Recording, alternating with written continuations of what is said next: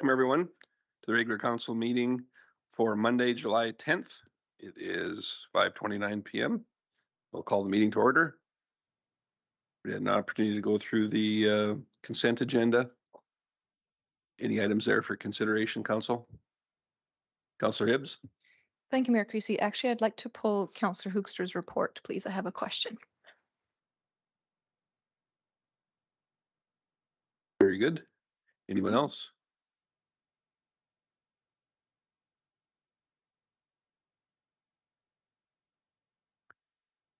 Councillor Hibbs. With that removal, I'll move that the consent agenda get adopted as amended. Thank you very much. All those in favor? Thank you. We got this. Okay. Well, that's tabulating those results there. Councillor Connick sends his regrets. He won't be able to join us this evening. And we do have Councillor Scott Dallas joining us remotely as well. As you can tell, he's voting up there. So, and that is unanimous. With respect to the overall agenda,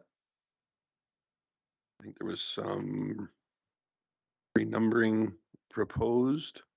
CEO Gowdy. I'd like to request council's consideration to move item 6.5 to directly after item 6.2, and that's just to accommodate staff scheduling. After 6.2? That'll be a problem. Okay. Anyone else? Councillor Hoekstra? Thanks, Mayor Creasy. I move that we accept the agenda as amended. Thank you. Please go ahead and vote.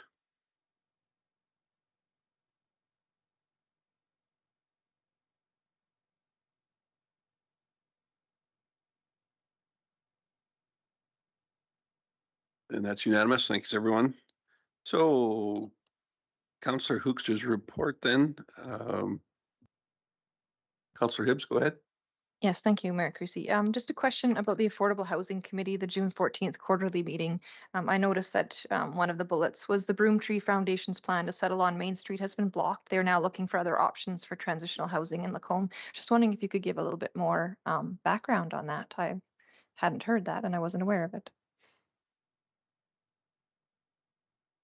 Was there anything that you'd care to add to that, to what's on your report already, Councillor Hoekstra? Is it okay if I invite Director Lapointe to answer that? Of course it is. Director Lapointe. So the committee was just made aware that there's a change in status of the church in terms of it's not going to go forward as a sale to that group at this point, at least for the time being. And they're considering what they can receive for market rate at this point. Thank you. Councillor Ross? My apologies, I didn't hear the last part. Like, parking, you said, or is it the end? Or my apologies, I didn't quite. Sorry, just they're going to market on it to see what they could receive in terms of an offer. Certainly. Anyone else?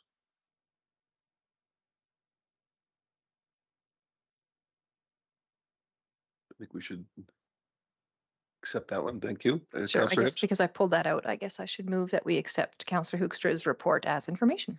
Wonderful. And has that one been done electronically, or are we going old school with that?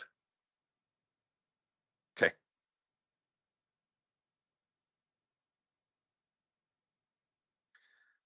While that is being calculated, I would invite Melissa Blunden and her crew up to the front there for the presentation from shortly. Give you a few moments to prepare while we take care of this last item here on the. You go ahead and vote now, please.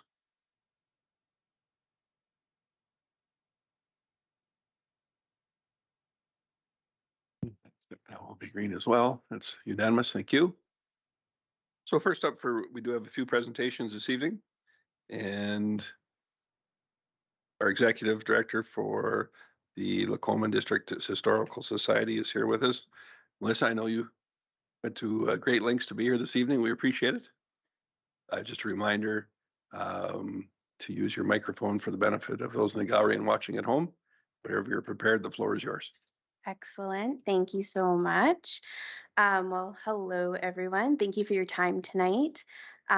We have a few members of our group as well with us tonight in the gallery, but I hope that you recognize both my face, Melissa, as the executive director, and then we have Debbie here, our president as well. We wanted to preface tonight's presentation quickly just to let you know that we're not here tonight with a formal ask of council. It's more a discussion for information about the long-term sustainability of our organization as it stands today. We got it. Okay.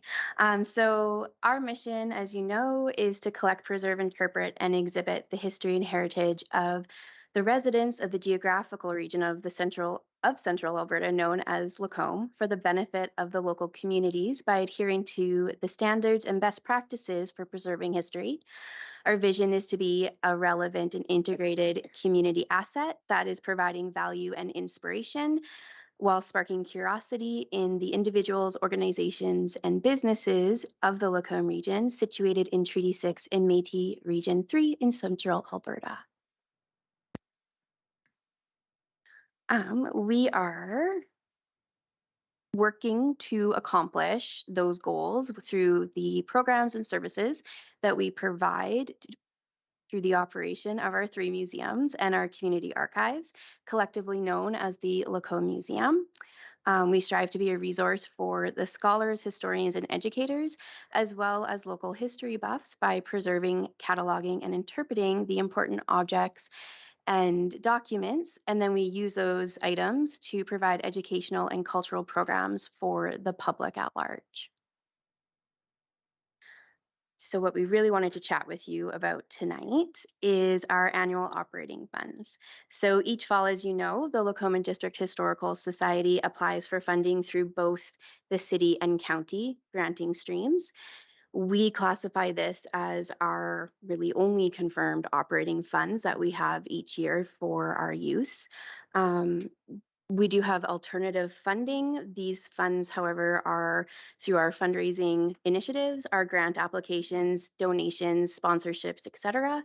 And it's important to note that these avenues of income are subject to uncertainty and cannot be relied upon as confirmed or consistent revenue for annual budgeting and strategic planning purposes. Our organization does not currently possess any reserves. So we don't have an endowment fund. We do not have a savings fund.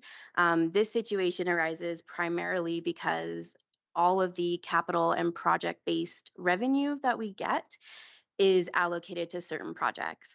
And it has to be utilized within specific deadlines as agreed to by either the sponsors or the government agencies that we find the support through.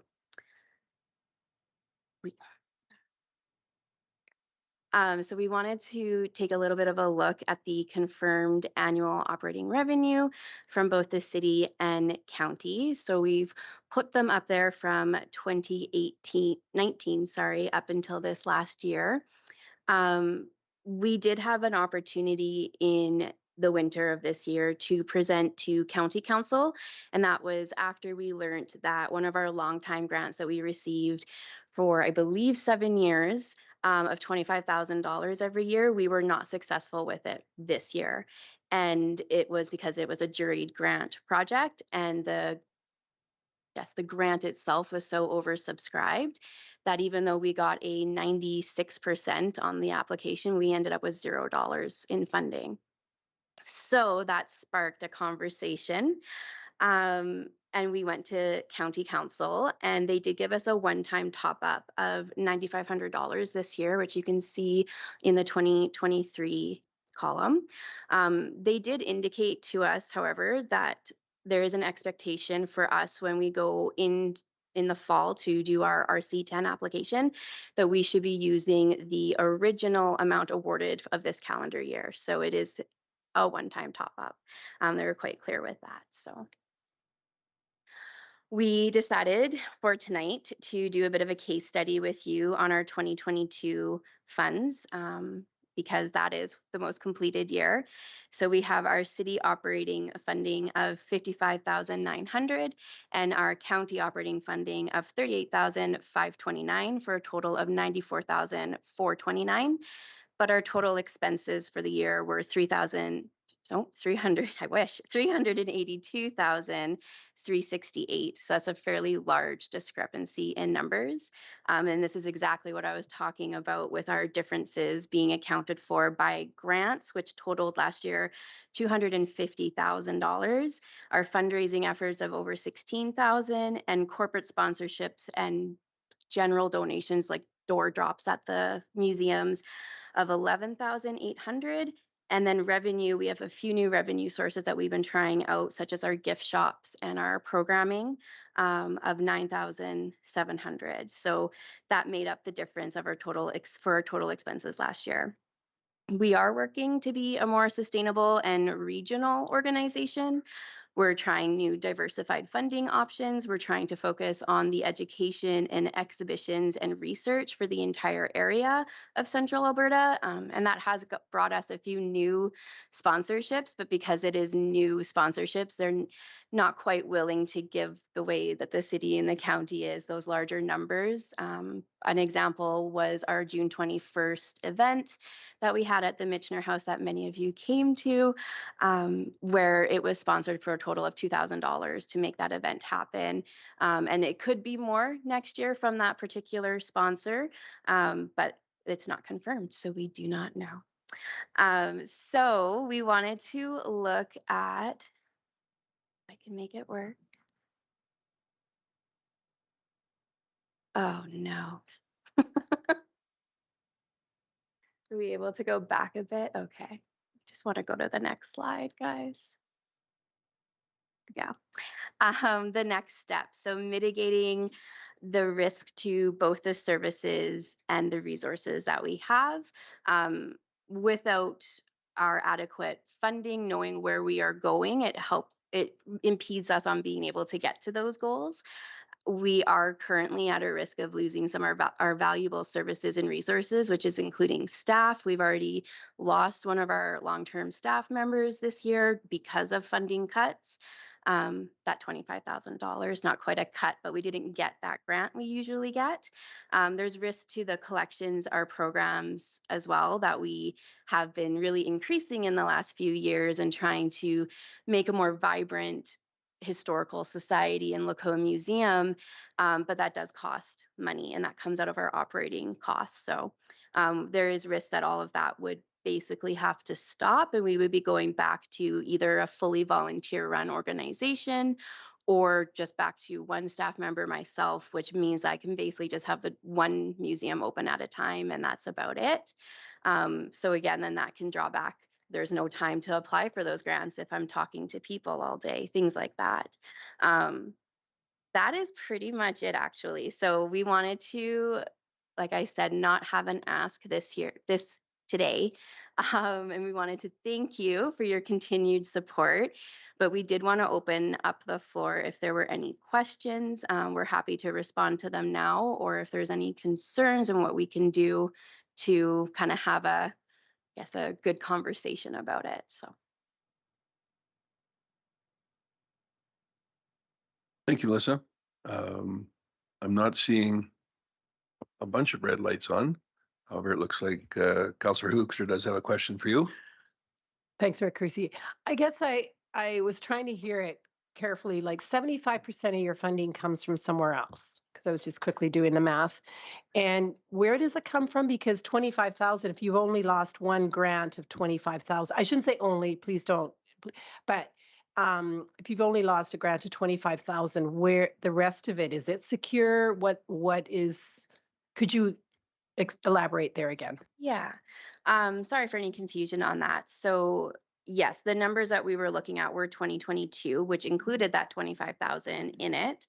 It was for 2023 that we did not receive it.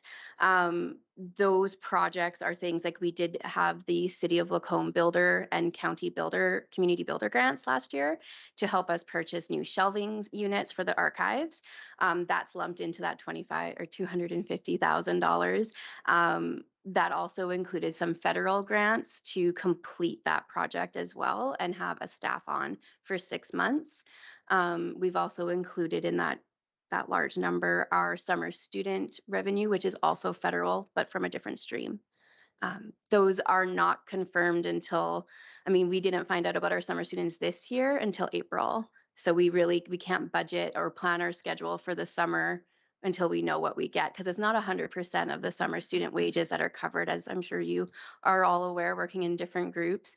It's anywhere from 70 to 80% of their wages. So even that extra couple $1,000s per student each year comes from somewhere, and it's out of our operating budget right now. So. Anyone else? Well, I think we do have a pretty good line of communication, so if there's any additional questions or whatnot after this date, we'll certainly see that they're brought forward through administration. We appreciate your time and efforts coming here and keep up the great work. We do appreciate you've got some challenges and some difficulties with the financing, but we will discuss it at length at a later date and make some decisions from there. Thank Right. you so much. Thank you. Thank you.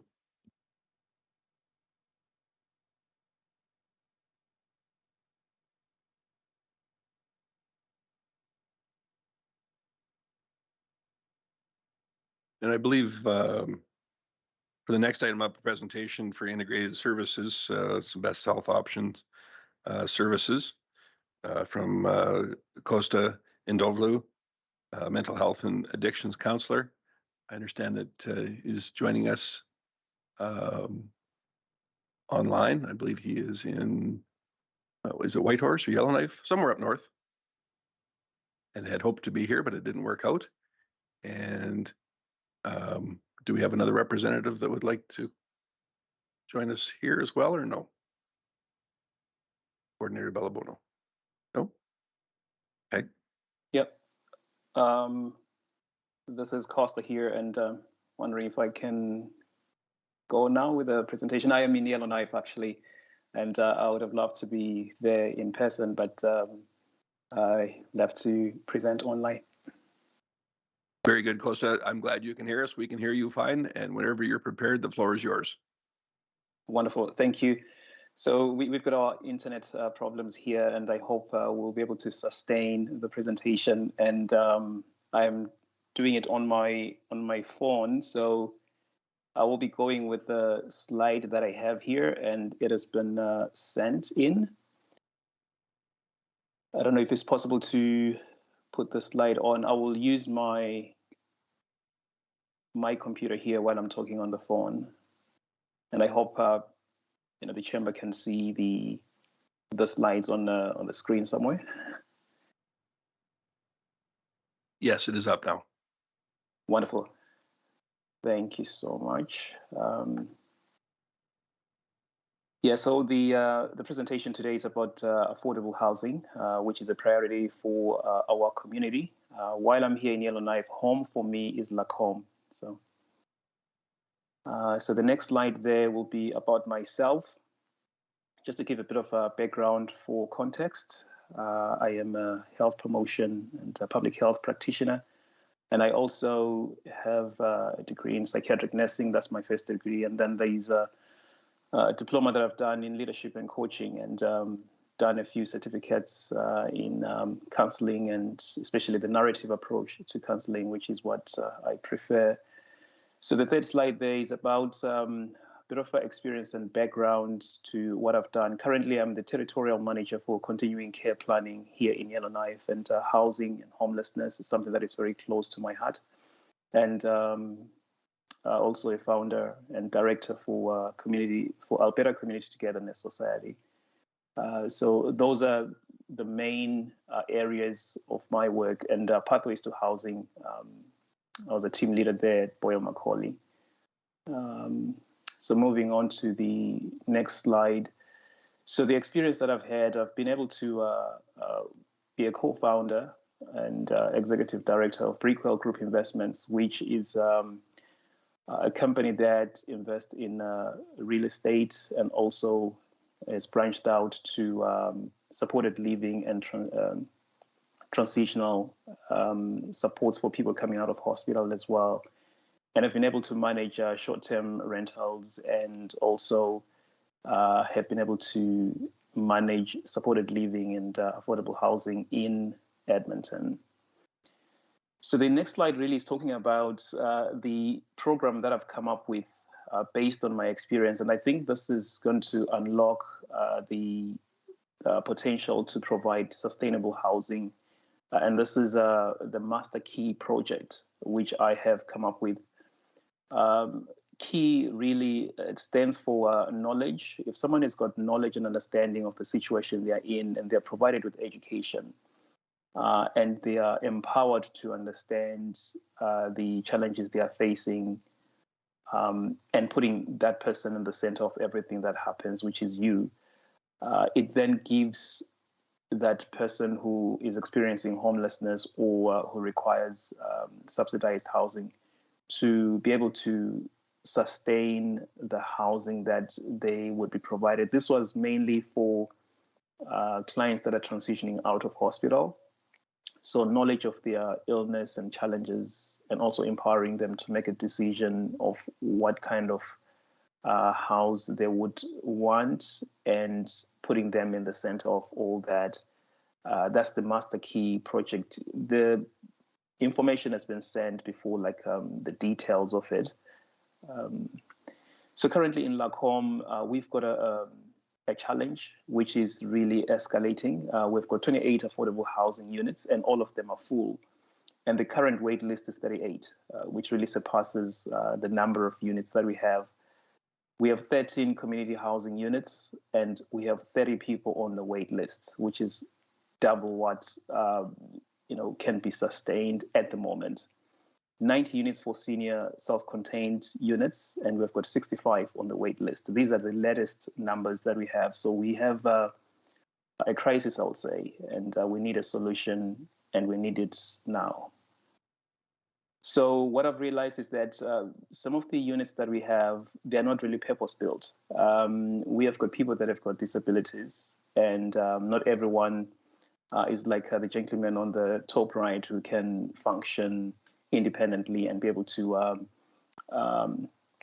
attend to activities of daily living. We have got people that need support, and some of the families that have got children, for instance, that have got autism, we need to tailor our housing to meet those needs of various people. And this is what we're aiming to do. And this is where my public health and health promotion experience comes in, to create a package and a support system that can cater for everyone. So the most vulnerable people that we have identified is the seniors, the youths, and people with mental illness.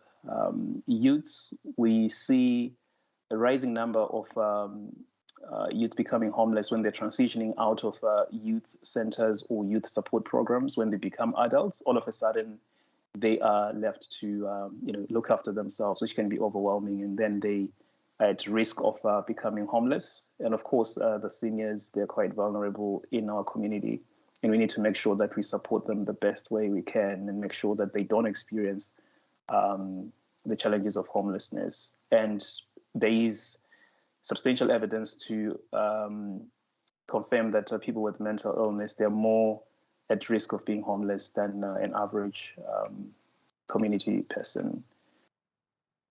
There are some silent concerns that have not been captured in all the presentations that we do on homelessness and affordable housing. Couch surfing. Some people might appear to have housing or accommodation or a house, but the truth of the matter is that they're couch surfing. And the provincial point scoring criteria, there's a few things that are missing that need to be actually considered there. Things like a debt ratio and financial literacy education, which in the program that I'm suggesting and proposing, we'll have to include that in people that are supported in different structures of affordable housing. So there's no way I can do this by myself. There's a strategic integration which we will leverage. We've got a good relationship with the local builder that is also passionate about building extra units if we have the approval and support.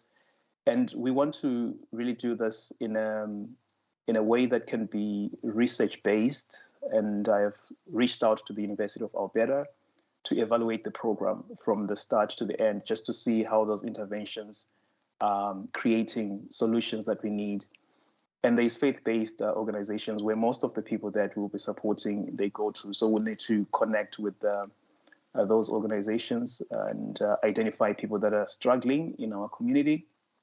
Of course, food bank and local farmers, just to see how we can subsidize even the cost of getting food, which is something that can be a struggle for those that require housing and experiencing homelessness. So those are the internal resources that I have in the strategic integration plan. The experience that I've spoken about.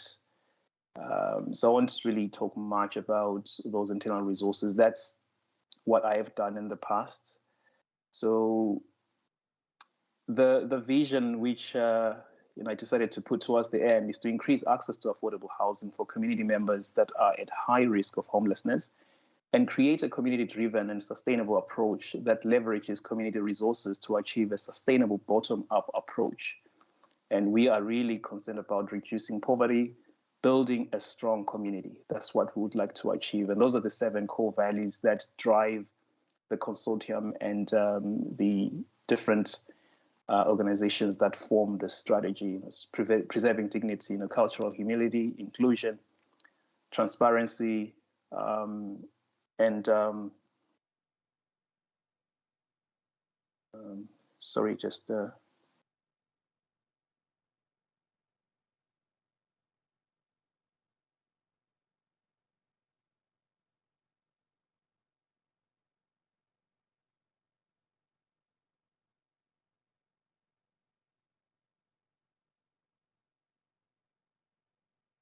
Are we still connected? We may have a communication issue there, I think. We'll just give it a moment and see if we can get Costa back on stream here.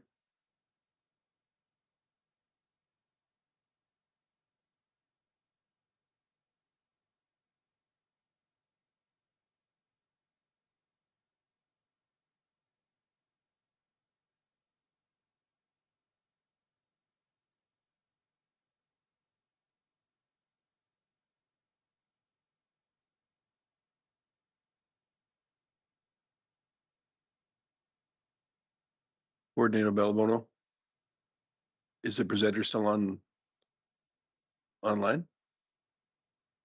Yes, Mayor Creasy is showing online. I'll just go to the back and check with the connection. Thank you.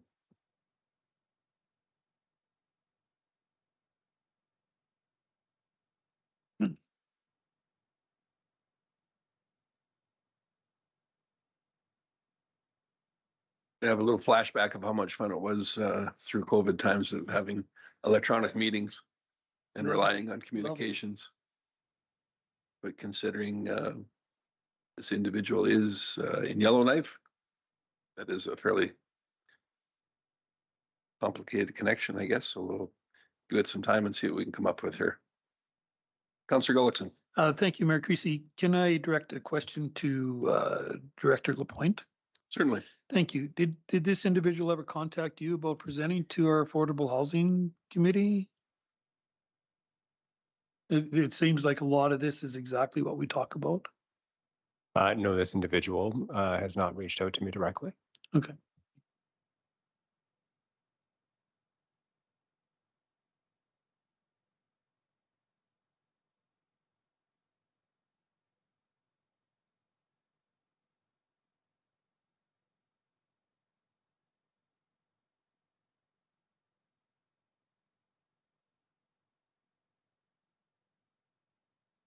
it seems that we have lost a connection with him. So I'm not sure if we wanted to move forward to another presentation or see if he connects back in.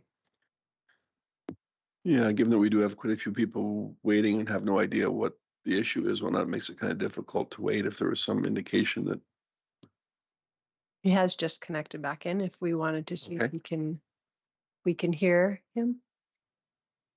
Costa, can you hear us again? I think perhaps your microphone has been muted. If in fact you can hear us at this end, we cannot hear you as yet.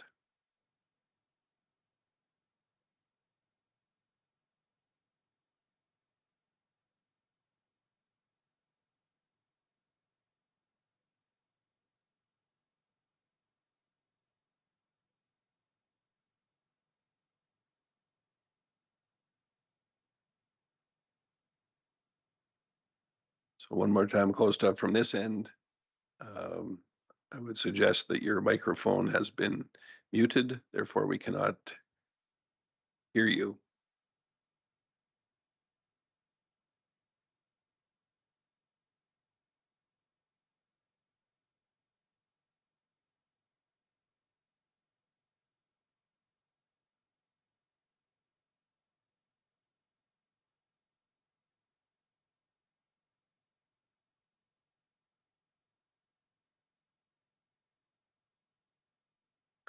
I expect his level of frustration is rather high too. However, we do need to move on with our agenda. So I think that we'll leave that one to administration and Costa to figure out an appropriate avenue for communication or perhaps a postponement to another date. And we will move on to our next item before us, which is item 4.3, Lacombe Pentecostal Church and presentation on tax exemption. I think today we've got some board members and Pastor Darnell here as well. I think most of us are familiar with Mr. Sterling Bott and Larry Rankin too. So welcome to you all. And just a reminder to please use the microphone when the red light is on. Everyone can hear you. So whenever you're prepared, the floor is yours. Yeah, thank you so much. Good evening, and thank you so much for just taking the time to meet with us all here this evening. We have 2 out of our 6 lead team members with us here tonight. So I guess back in January of this last year, I became the new lead pastor of Lacombe Pentecostal Church. And since then, I've just become more up to date with some of the current situations that have been involved with what we would recall it as our East property, 5346 50th Ave, the former outreach school. The original permit that that location was given was back in 1986 under the place of worship permit. When the outreach school took over that certain location, I believe in 2002, they received a new development permit, which was issued in 2009. And so we were not trying to do anything outside of the city land use bylaw and become just a different church group that was in violation with the bylaws that were set in place. And so in 2021, we were given just a little bit of a warning, or this could be coming your way in regards to property taxes from Wild Rose property tax assessment. And so right away, we got things going. We relocated a lot of our things to that building so that we were not in violation with the bylaws that are set in place, but we wanted to be in compliance. It was the exact same during the COVID times. We just wanted to be good citizens of the city of Lacombe. And so on June 13th, there was a letter sent to our current office, the Lacombe Pentecostal Church up on the hill there. And we received the bill for taxation purposes. We opened it on June 16th, and it was for a bill of $5,424.06. And that was due in 17 days. And so therefore, Lacombe Pentecostal Church is just requesting to council just a tax exemption for the year of 2022, and if possible, 2023, or at least until we find a potential buyer for that property that we are trying to sell. And we would just as well like to thank Mr. Matthew Gowdy for just helping us in this matter through emails and phone conversations as well too. He was very easy to work with and a very good member of the city. Thank you for that, Pastor Brown. So just so I can be certain with the dates. Yes. So then you were first advised in 2021 of pending taxation that had. When the outreach school had left, we had every once in a while used it for our own purposes because we're looking at expanding or growing our church in the future. But we said, we have this property, let's use it when we can. And during that period of time, it was tax exempt then, is that Correct, fair? because we were Correct. told that if we use it for our own purposes, it goes under the act of a place of worship. Very good. Anyone have any questions? Concerns? Do any of the other members have anything that you would like to add?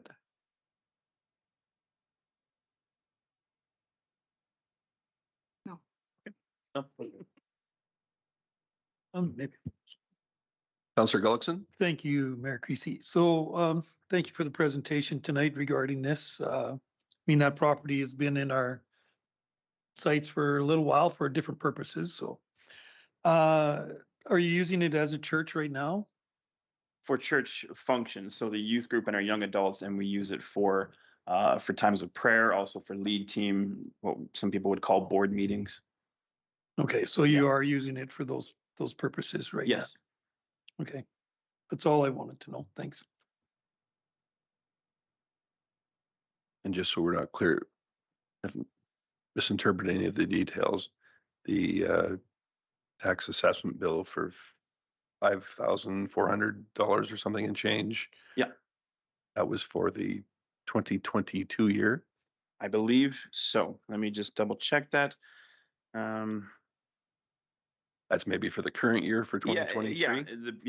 Yes. Okay. And so the due date was June 30, and then upon Mr. Matthew Gowdy's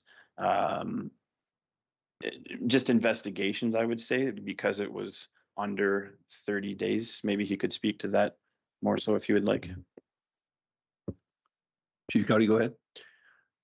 So there is a regulation within the Municipal Government Act that says 30 days must be given for notification. We haven't administratively, we haven't dealt with a property that changes mid-year its taxation status, so we weren't aware of that change. Mhm. And once we looked at it, we also said, well, that makes sense to prorate it back to the time of the permit change. So there will be a different bill, slightly lower, prorated to the March deadline, and then no penalties would be applied until September, because the first date, of course, was within 30 days of them receiving notification. Thank you. Councillor Hoekstra. Thanks, Mayor Creasy. But you are referring to a March deadline, CO Gowdy, and that had to do with transitional housing. And I noticed that in this presentation that hasn't been mentioned at all. This building is no longer slated to be transitional housing. So is it still considered a church in 2023? Like, I guess I'm quite confused as to the status of this building. So no, according to the city, it is approved for transitional housing and only transitional housing. With that permit in place, there is no other uses. So even actually the use as a time-to-time place of worship is actually not a permitted use on that property. It was when there was a permit in place. And further complicating things here is that property is actually zoned R1. It is not zoned community service where you would usually get a place of worship designation. And so we're the applicant or the owner, sorry, to apply for a redesignation to allow the place of worship to reinitiate and reoccupy the property. A land use exemption, a site-specific land use exemption is actually required unless they go through a redesignation of the property, like a rezoning of it. So it is a complicated situation, largely because of the non-conforming use that existed at the time of the adoption of land use bylaw 400. And so with it being zoned R1, but a non-conforming use in the R1 zone, that's really what's led to some of this confusion. And it does put the owner in a bit of a spot because they're in a situation where to vend the property to anyone that wants to use it for anything other than a house, which it's not really suitable for that. They're not able to offer an assurance to that potential purchaser without going through a process with the city to see if that will be allowed. But the only way to do that is to apply for a permit. Once the permit is in place, as it is here, then, and then they know they could vend the property to someone, but really that step has already been taken as if that is the final use of the property. And so it requires kind of an advanced step beyond what you would normally see if the zoning matched the use. Councillor Ross? Thank you, Mayor Creasy. So the property is currently listed, but we went through the process obviously for the transitional housing. If they would have not went through the direction of going through that process and it just would have been listed, what was the zoning then? Does that make sense?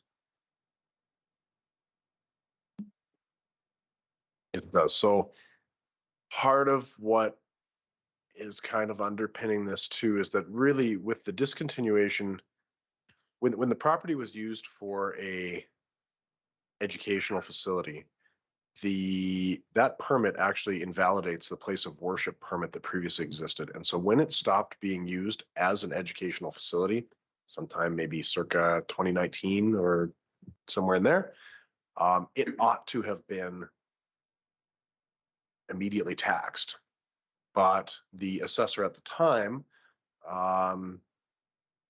took the view that it's still being used, it was still being used primarily for purposes that would typically be granted tax exemptions under the community organization property tax exemption regulation. And so defaulted to continuing the non-tax status. With the application and receiving a new permit for a new use, that provided a clear, definite timeline to say, well, this ought to be revisited. And when the current assessor revisited it, they said, well, although the use of transitional housing can in theory become exempt through application through the COPTR regulation, the community organization property tax exemption regulation, that hasn't happened. Normally it would, if the use actually went in, then the application likely, almost certainly would have followed immediately for that tax exemption and we wouldn't situation. It's only because the permit was applied for, received, and then the use actually never came to, or has not yet come to fruition, that the owner finds themselves in this legislative gray area gap. So Well explained. Thank you. Yeah, thank you. As you can well expect, council does receive a few presentations for tax exemption and are normally rather short conversations, to be perfectly blunt about it. However, this is a rather unusual one to say the least. And I expect at a later date we will have a discussion about this.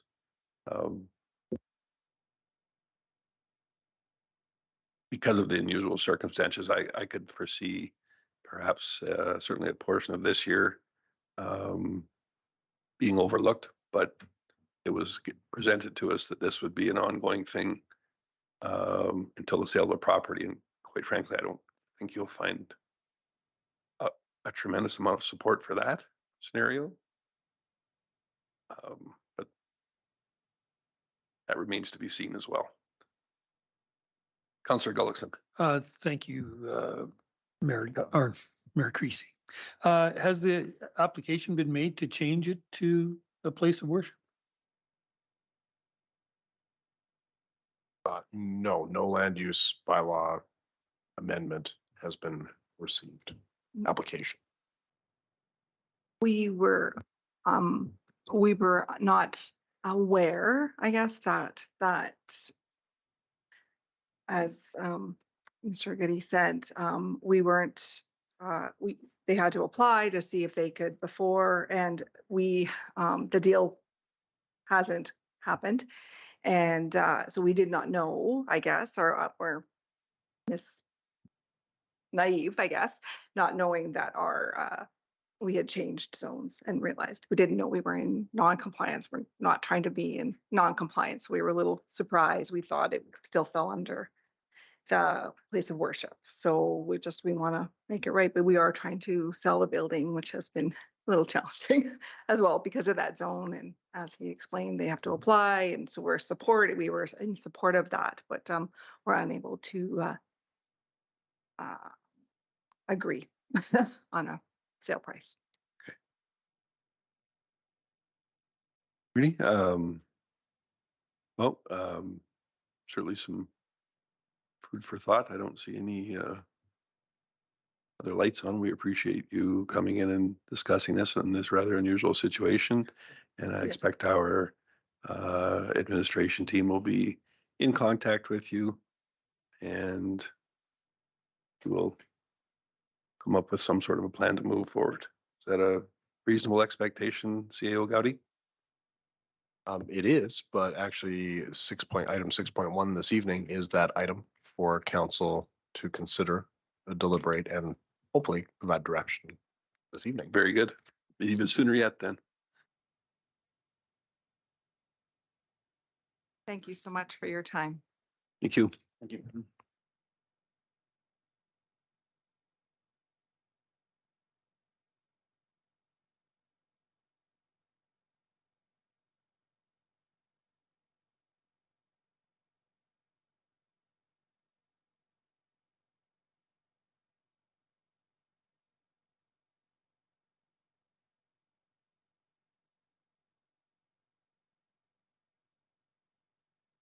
So we did offer an opportunity, I think, for our presenter from an integrated services to join us at a later time. Did we have any success with the communication there or no?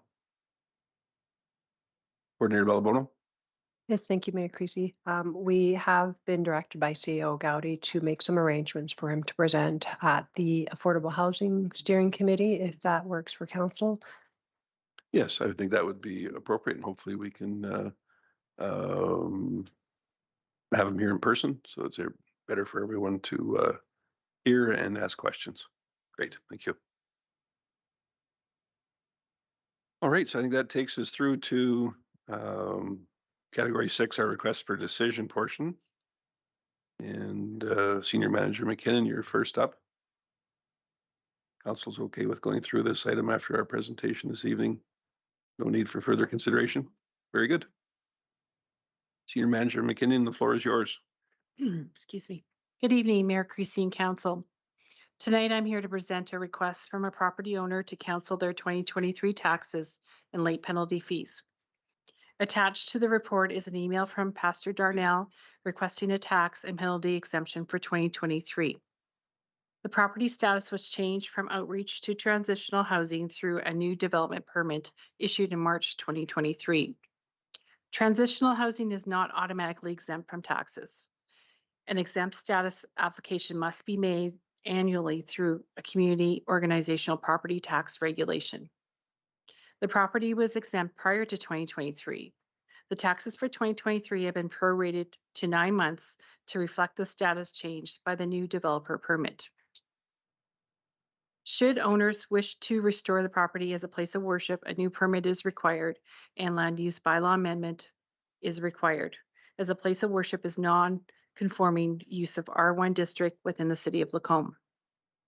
Administration is recommending council decline the request to exempt 2023 taxes and late penalties. Happy to take questions. Thank you for that, Councillor Ross. Thank you, Mayor Creasy. Question to administration. At the time that the building was leased as an outreach school, would have not that put that building in a property tax position, or was it still used as a different uses to make it exempt at that time? The use at that time was still deemed exempt, as per the community, the copter regulation. It is an exempt use for education.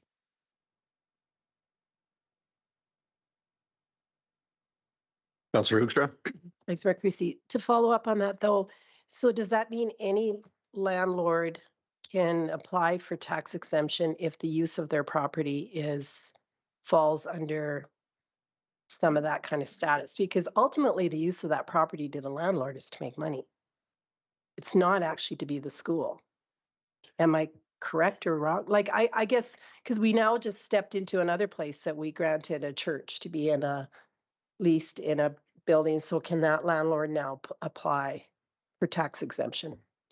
Yes, for the portion associated with the exempt use. So we have had situations where maybe one office area of a building is an exempt use, and it is actually prorated. The taxes are prorated. It is based on the use, not the ownership. So Pastor Darnell and I talked that even if a charitable organization owns a property, that does not necessarily confer tax exempt use. If, for example, it's leased to a commercial entity, it's still eligible to pay tax.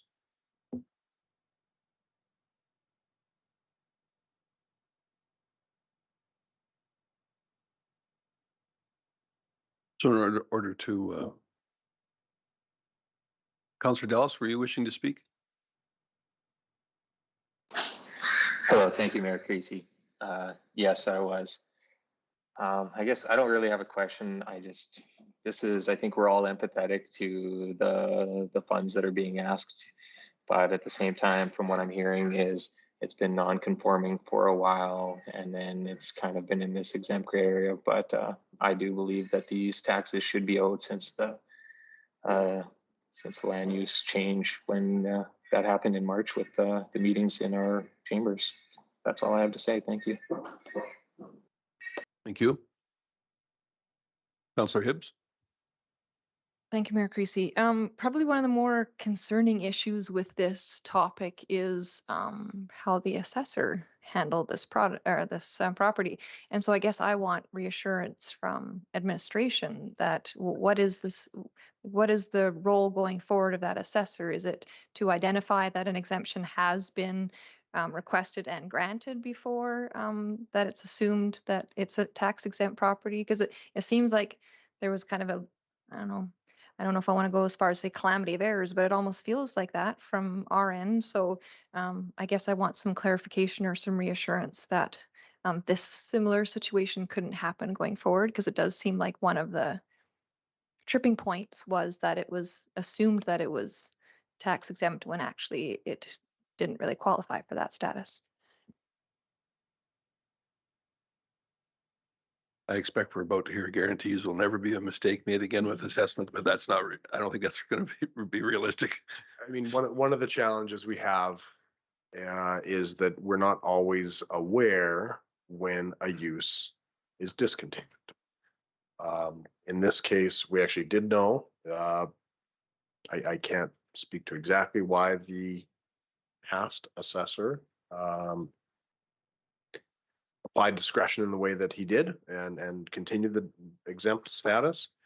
But I know that our current assessor, when we've talked to them, he's very clear that such a case is not exempt and would not be exempt in the future. If there's not an exempt use occurring within the building, it's not an exempt property. Yes, so thank you. I guess that's the best answer I can hope for, as long as the current assessor and going forward is informed of this situation so that we just avoid this in the future. And I do echo, I think, what Councillor Dallas said. It is just an unfortunate situation. But I do feel in a way they've been kind of given a little bit of a bye just by the fact that we didn't pursue this earlier. March 2023 as a deadline, I think is reasonable, and I would go ahead and make the motion that council decline the request to waive the 2023 taxes and penalties.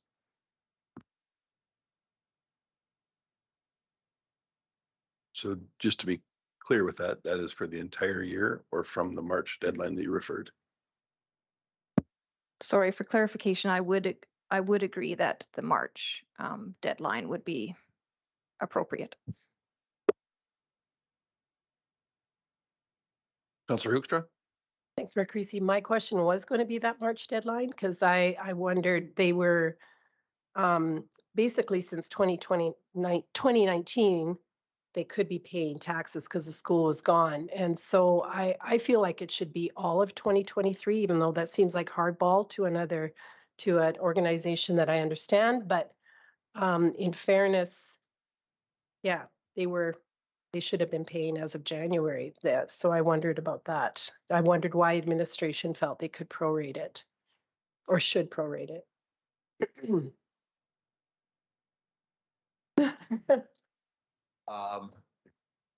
I would say we were looking for a path forward, and there was a natural inflection point with that permit being pulled. There's a definite change in use that was initiated in this case by the owner team involving the owner, where the discontinuation of the previous school, we actually didn't have good documentation on what the exact date was, and so it was a bit of a compromise. I understand your thinking too, though. So the way it was outlined in the report, that because that is the date of the new development permit was issued, that seemed like a reasonable time frame then.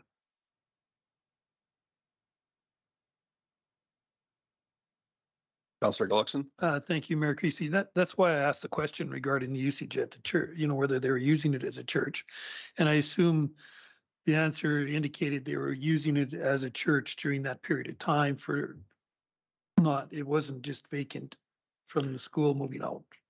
That was the assumption what I got from their answer. Right, and I guess my question to that would be, I'm not necessarily certain that that is relevant, just because one tenant exited. I suppose there's still an opportunity for another business to move in. And just because a tenant loses, a landlord loses a tenant, that does not automatically change the status of that structure. I don't believe anyway. Is that correct, C.A.O. Gowdy? Yeah, that's correct. And there's two issues there. I think one being pragmatically, was the owner holding occasional services that would apply, that would constitute a place of worship type use? Yes, I'm sure. I should say I'm sure. I confident that was occurring. Were those actually permitted uses under the city's regulations? No, not at that time. The only permitted use was the school use. And so you're right, a different school could come in. So are you going to actively pursue enforcement on occasional use of a building for church activities? I don't think so. But was that the primary use? No, the primary use was a building for sale and with occasional side use of different occupancies, I'm sure. As many buildings that are for sale, I think, experience.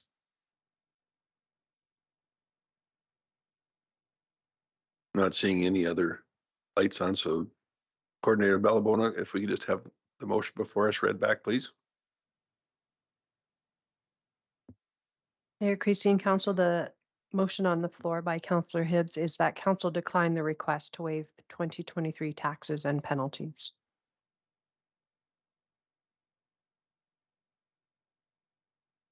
So there was no consideration of the March date then? I would say that was included in the memo, and I'm just going by what the assumption was, that I don't feel that motion needs to reflect any specifics beyond what administration's already proceeding with.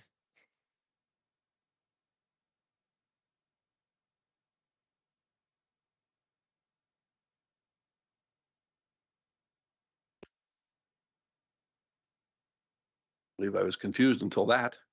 So, way that currently sits, the 2023 tax exemption portion is for the period prior to March 31st, the entire year. So currently, the taxes assessed against the property reflect approximately 9 of 12 months. That's what's outstanding and owing. And that reflects the full tax from approximately the end of March to the end of 2023. Thank you. I would say, should council desire for a non-prorated tax, i.e. ignore the permit thing as a red herring and say, no, it was not exempt for the whole year. Please provide direction that way. That would be a change from our current approach to it. Very good. Any other questions before we vote? Then I will call the vote. Please go ahead and do so now.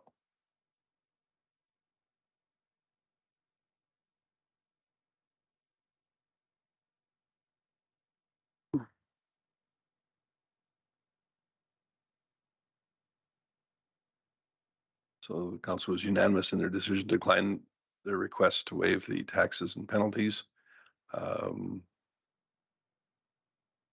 We do, however, wish you the best with your pending sale and hope that you're able to find success there. Thank you for coming and presenting to us.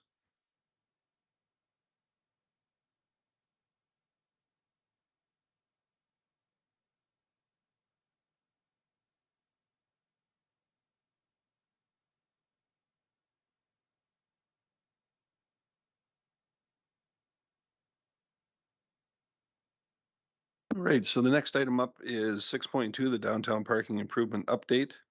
And our engineering tech, Bevins, if you'd care to come up to the front.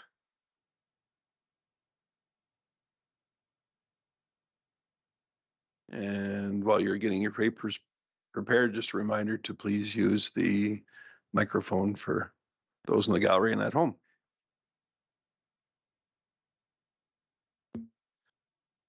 Thank you, Mayor Creasy and Council. This evening, I am before you seeking approval, Council's approval, on implementing option 1 of angled parking on 49B Avenue, as well as 90-degree repainting of the current layout at 5026 49th Street, which is a parking lot to the north of the blacksmith shop. So the background here, back in January, I presented the initial analysis of repainting and in an attempt to increase the number of parking stalls available at these locations. And right off the hop here, I kind of need to correct myself from the January memo in which it stated 25 new parking stalls would be added downtown, shared between those two locations, where in fact it is, let me just make sure I'm reading this correctly, 15. It would have been 15 in January, difference of 10. There's a discrepancy in the number of stalls being added to 49B Avenue. It was also stated that that would be on 49B Avenue, that it would be for an estimated cost of $1,800. And tonight, I am just going to set the record that the total additional stalls downtown will be 14 based on our recommendations tonight at a cost of $9,300, an estimated cost of $9,300. So to help council with making this final decision, administration received direction to go out to businesses and residents and collect responses and input from those stakeholders.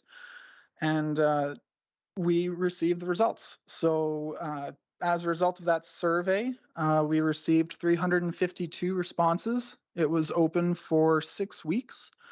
It was open to both business owners, employees of businesses downtown, and residents, visitors to Lacombe. Excuse me. So the survey was meant to solicit feedback on parking, streetscapes downtown, and street amenities downtown. As far as amenity, parking was grouped as an amenity on the street. As far as the top ranked choices, parking was number 1. And close behind, I shouldn't say close, I'm sorry, that's editorializing. Benches and waste bins were the next top choices.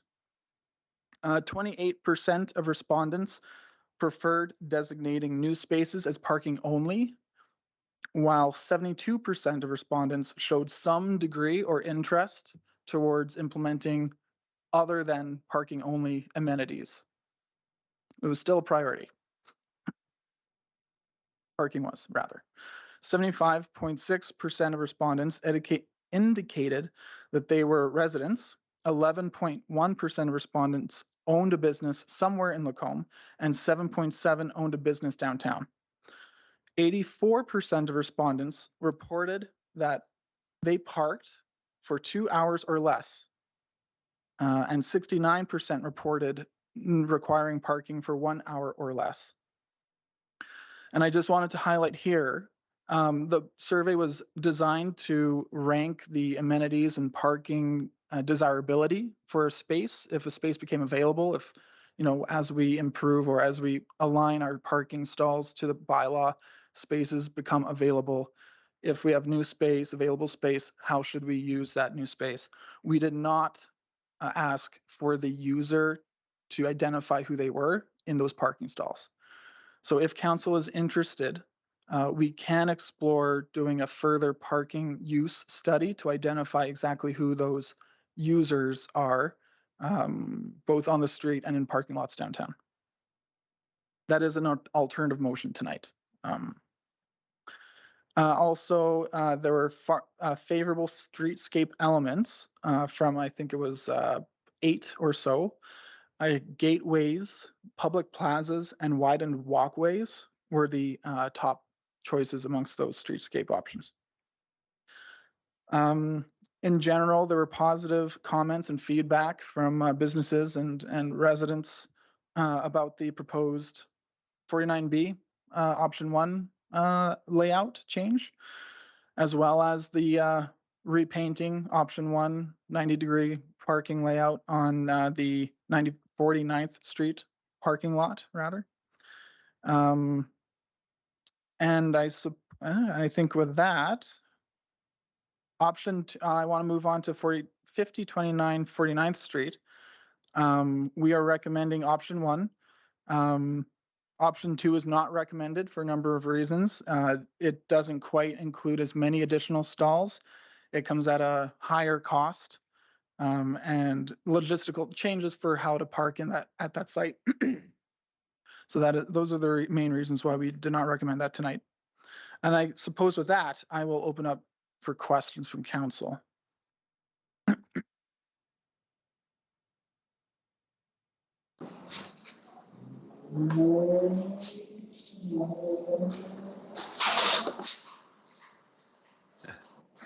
Councillor Dallas, go ahead. Thank you, Mayor Creasy. Thank you for bringing this forward, and thank you for working on it. I think this will still be a popular issue with our residents and the community users. I think it also maybe highlights to them that the government operation is not as speedy as they would hope, but it does show we do listen and will work towards the community goals. In regards to the options on 49B, I think that's fantastic, and it looks great. It'll open up additional parking spaces, which many of the business owners there have been asking for, and I think it will benefit them greatly. In regards to the 90 degrees in the actual parking lot itself, I support that. It's difficult to see from the overhead pictures the benefits of it, but you guys have the benefit. You have done the measurements and you've provided information on that. So in regards to that, I just will trust your expertise on that. There was the section with the 8 layouts in regards like bike corrals, chicanes, gateways. They are color coordinated with, I dislike this idea, I like this idea. So those are the correct orders and color coordinations with them, or did some of the, I just wanted to make sure I'm not being deceived by my eyes with a green saying I dislike this idea, and then right below it, I like this idea. So. Thank you, Councillor Dallas. I arbitrarily chose the colors, and I understand the conflicting communication when I chose a green or red color scheme. The colors are not meant to indicate the goodness or the badness of a choice, but focusing on the response, whether it was a dislike or somewhat like, that's the message we should be paying attention to. Sounds good. Thank you very much for clarifying that. And that's all for me. Thank you. Thank you.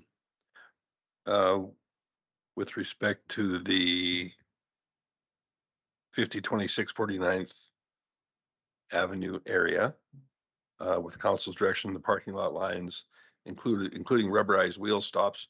I was just, those wheel stops are just for the 5 new stalls along the. It would be for every stall. We'd be bringing additional wheel stops beyond the additional stalls, if that makes sense. I'm just wondering if that's a worthwhile thing to have the stops at all, to be honest with you. If we've already got the painting on the lines, all that's going to do is hinder snow removal and something else for people to trip over. I'm just not sure what the advantage of that is. In speaking with roads manager Logsden, he indicated snow clearing wasn't a large concern with either layout at 5026 49th Street, whether it was, you know, the 45-degree angle herringbone or the 90-degree. The main benefit would be that during a wheel stop could indicate where a stall should be in a light snow.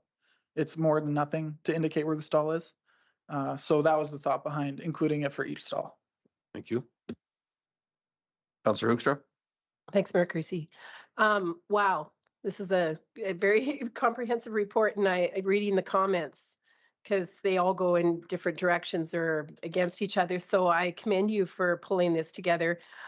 14 stalls is still better than we have. So I'm quite confident the public will be happy to have those stalls because you're not taking anything away. It's when we're taking stuff away that people are, they struggle with it, but yet change is coming to our city. And we need to keep reminding our citizens that you can't always park right exactly where you want to park.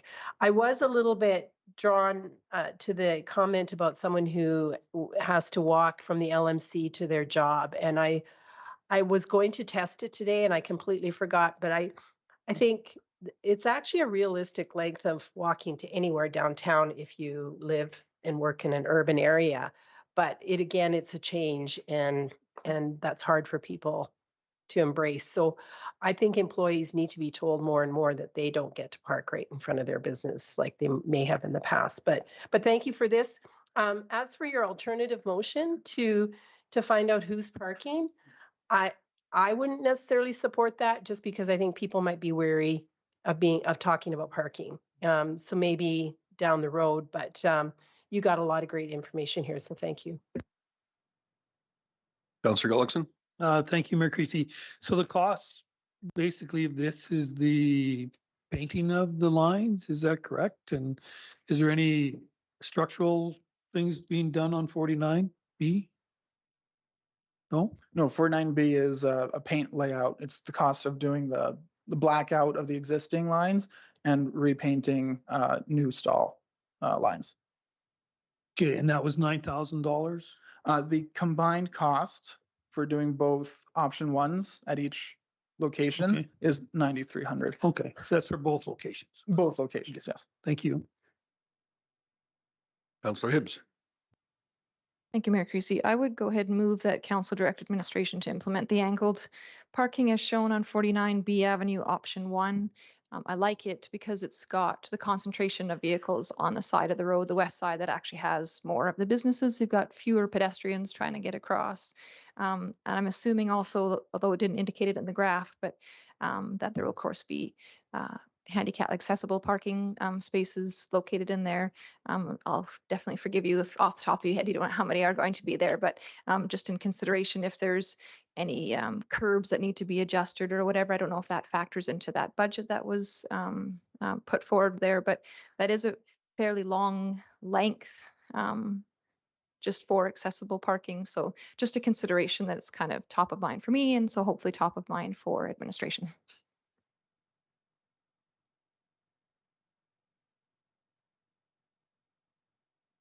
Anyone else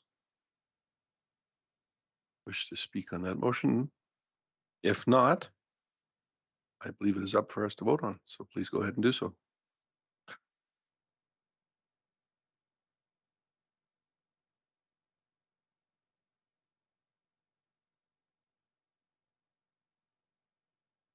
And that is unanimously approved.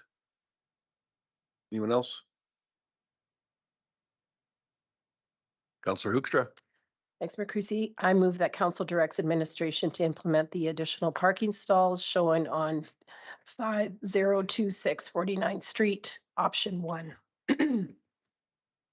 Thank you. Any additional discussion on that item? Seeing none, I call the question. All those in favor, or go ahead and vote, please.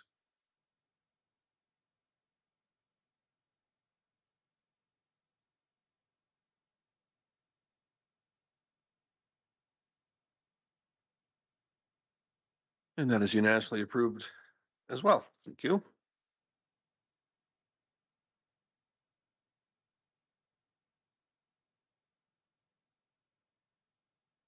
And then we had some changes here. We were going to move up the your other item, Tech Bevins on the 50th Avenue on-street pedestrian options. Director Thompson. Thanks, Mayor Creasy, and good evening, Council. I am going to turn it back over to technologist Bevins in a moment. But first, I wanted to thank Mr. Bevins for presenting at the last meeting in my absence and Manager Mitchell's absence, and more importantly, for returning to do it again tonight. I appreciate it. As Council is well aware now, there are several options and variations for the pedestrian connection to Midway Center. And administration's initial preference is for the off-street alignment that cantilevers a kind of a bridge of sorts across Crescent Lake. However, at $3 to $4 million, that option is deemed prohibitive, and so it was removed from further consideration. The use of an underutilized road lane as a pedestrian link is an innovative way to provide the pedestrian connection for less cost. 50th Avenue is highly visible, and it's the city's most busy section of road. And so we understand why this project is important to Council. So if this process of presenting and refining options seems iterative and atypical, it's because it is. We are working within a budget to develop a new solution, and we know this is very important to Council to get it right. Every alignment option comes with trade-offs, but Council's feedback at the last meeting helps us understand the priorities, and so we can weigh those trade-offs accordingly as we continue to hone in on an alignment to carry forward for further design in 2023 and construction in 2024 with Council's direction to do so. Technologist Bevins is going to present the 4 revised alignment options for your discussion tonight. Each option has its own profile sheet attached to the RFD. I know there was some confusion around some of the graphics we had in the previous RFD, so we have separate profile sheets for each alignment option. Technologist Bevins will be referring to them tonight. Of those options, administration's preference is for option 3, the north side alignment along the north side of the road. Mr. Bevins will highlight the reasons for that in his presentation. However, we would be happy to carry forward any alignment or alignments that council wishes to see taken forward to a detailed design stage with council's direction to do so. So with that, I will turn it over to technologist Bevins to highlight the alignments for council's interest. Thank you, Director Thompson. So we're gonna work very slowly through each sheet tonight. And I was thinking about maybe doing a high level sweep across all four, just to describe them. And then maybe generate a sense of discussion from council, and we can focus in on each profile rather than me reading each, profile sheet in front of me. So to that end, the first alignment is a straightforward alignment on the south side of 50th Avenue. It would jut from the Missioner Park parking lot, gravel area, on an asphalt path and continue on the south lane all the way until 76th Street and 50th Avenue intersection. The alignment 2 is similar, but it does hop on and off of the south eastbound lane a little bit further west of Missioner Park, and then it would come down on the embankment just after the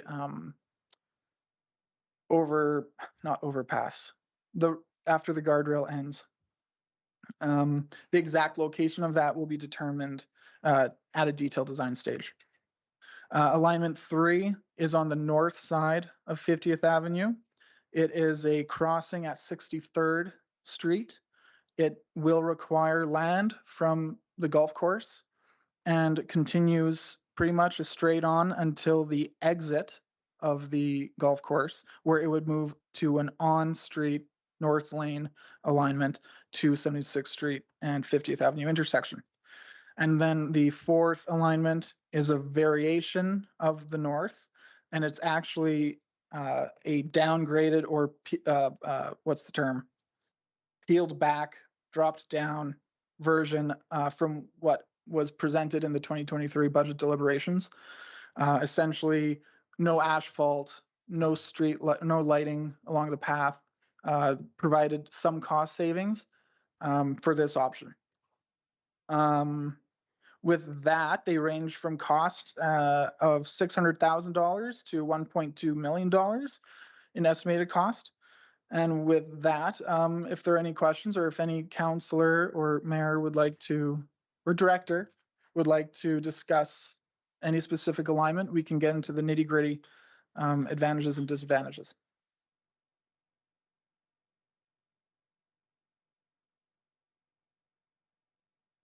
Councillor Ross, go ahead. Thank you, Mayor Creasy. I really have in all due respect to administration and as a government, municipal government, any level of government, we're responsible for citizen safety. But I personally have a hard time justifying any of this, because really, for example, you take any of these funds that are, even if it's invested in MGA at 3%, you're looking at 600,000. That's 18,000, or to a million, 1.2 million is 36,000.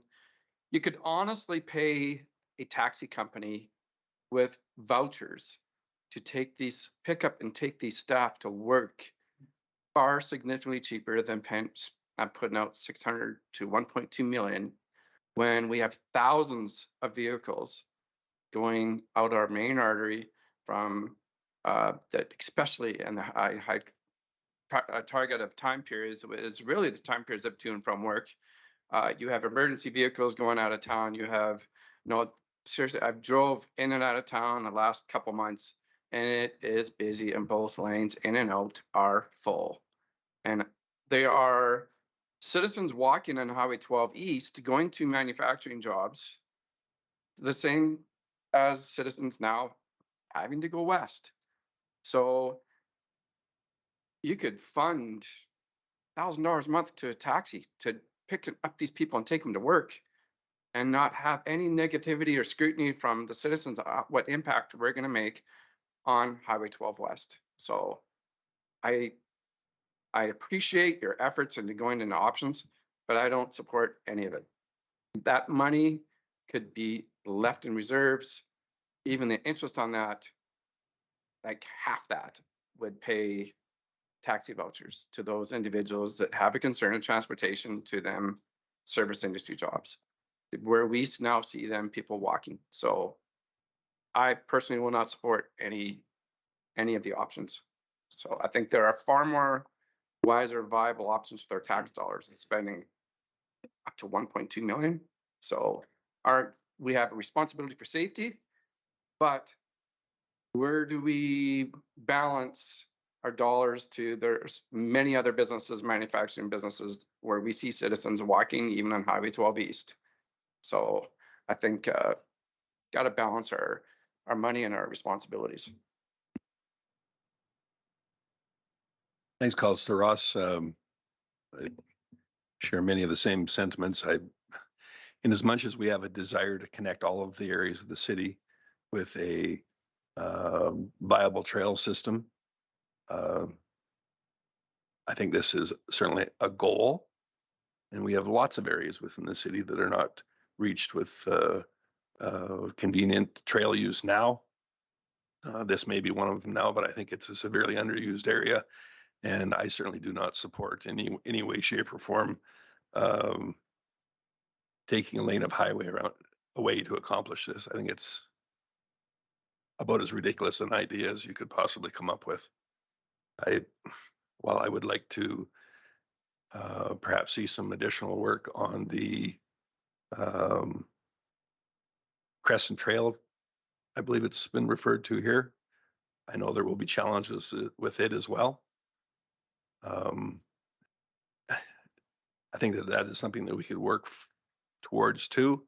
It would be nice to see the use of it proven before we go ahead with a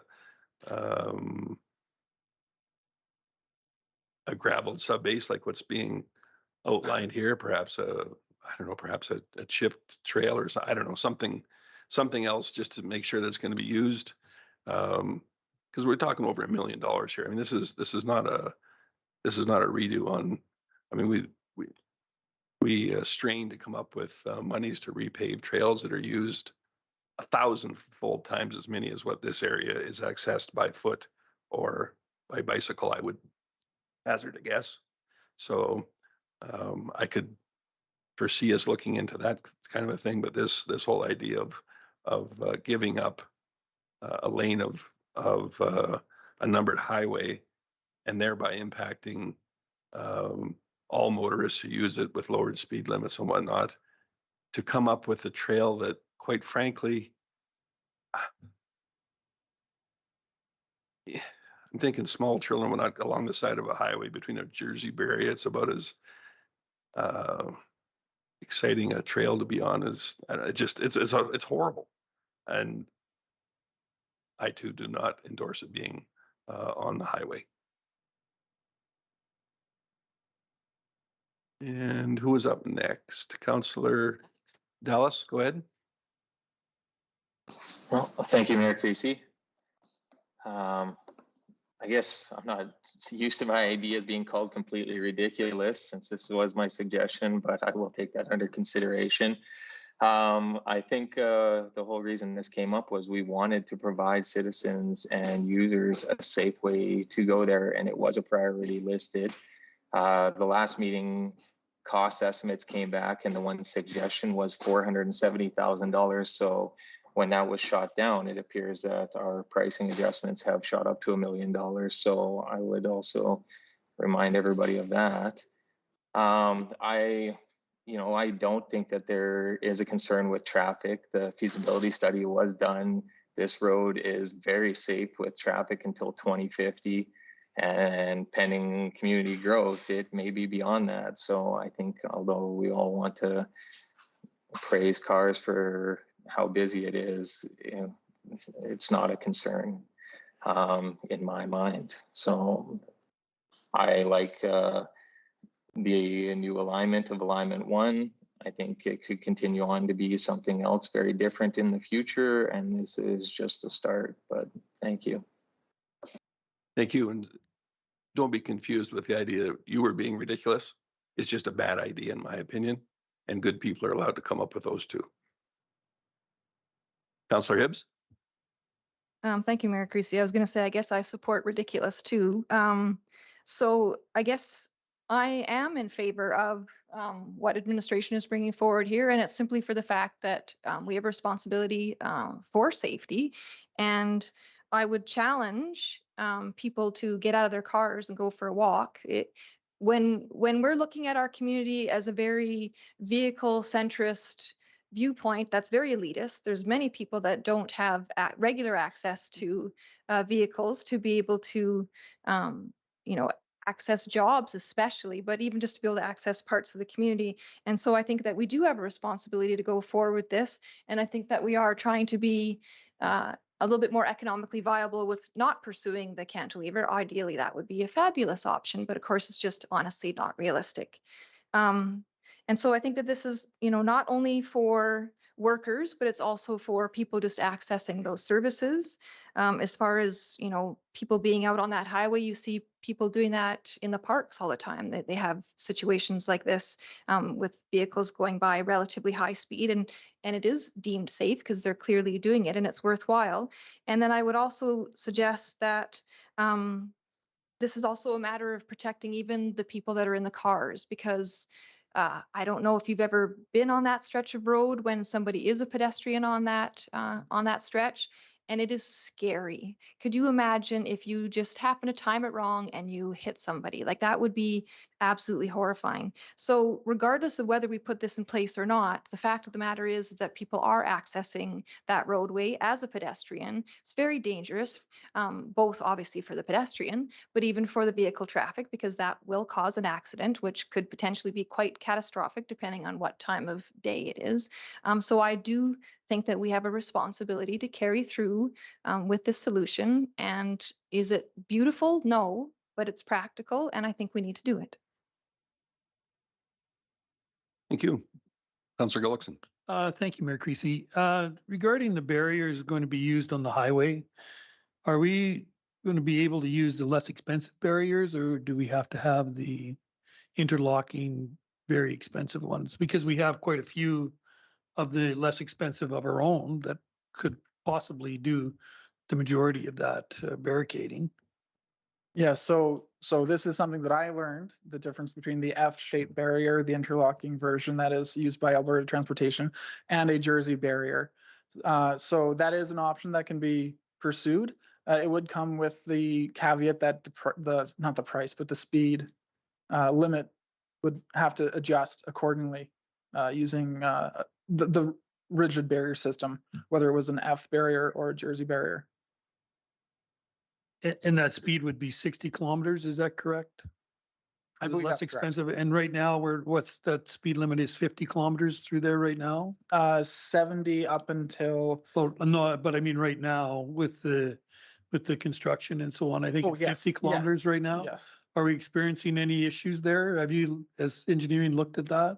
I've driven through that corridor many times in the last couple of weeks. I haven't experienced any congestion or backup. So to go to 60 kilometers from 70, which is just to the west, is not a huge issue. So the cost of those barriers are quite a bit different. Is that not right? That is correct. Okay. What kind of, do you know approximately how much? I do. I brought some unit rates with me tonight. So for the Jersey barrier, there's a difference of about $250. So it's $475 per meter for the F type and $225 for the Jersey barrier. And we have quite a few of those Jersey barriers of our own already, do we not? I believe I'm not as well versed in our stock of Jersey barriers as roads manager Logsdon would be, but I believe we do maintain a stock. Yeah, good. Thank you. Councillor Hoekstra. Thanks, Mayor Creasy. Well, I really appreciate what Councillor Ross is saying. I still see this as something that when you see someone walking on that road, you feel that responsibility that Councillor Hibbs is talking about, is that what are we doing as a city to help people to get to the west side? And building this trail, I think, also speaks to the future and to what that our council believes in what that development on the west side, and that we want to encourage people to walk there and get there however they want, or bike. And we certainly talked to some cyclists at the farmers market that were looking forward to it. But years ago, I also sat on the CARTS committee, which is the Central Alberta Regional Trail Society. I'm having a moment there. And they're passionate about trails. And this would also be already a corridor to the outside of our city, that if trails would be going to Bentley or something like that, there could be a connecting, we could connect in some way that way. So whereas I hear your point, Councillor Ross, I do see that we have to consider one of these options. It would be nice to be the trail around the lake, but it's not realistic. So I guess if council does feel this is important, I'm curious as to why this trail around the lake is not doable. It doesn't look like it's any more money. And I just say that draw your attention to alignment 1 under the challenges. Future crossing is required for pedestrian access to the golf course and future trail development around Crescent Lake. Well, this is already a foregone conclusion. We're going to go around Crescent Lake. What on earth are we doing screwing up a highway and spending $600 to $1 million when that might as well go into the trail around Crescent Lake to start with and have it develop into something that we can be proud of, not a trail on a highway. Seems like a interesting choice for that to be one of the challenges, and that's certainly a challenge for me. Although, as I said, I do struggle with the idea that while it's a hope for us to tie in all areas, for this all-important pedestrian and bicycle traffic, of which I thoroughly enjoy cycling myself. However, completely realize there's some areas that are not ideally suited. If we're going to consider spending this money, let's at least do it in an area where it's going to go for some good and be there for the long term, not a temporary solution and upset a bunch of motorists in the meantime.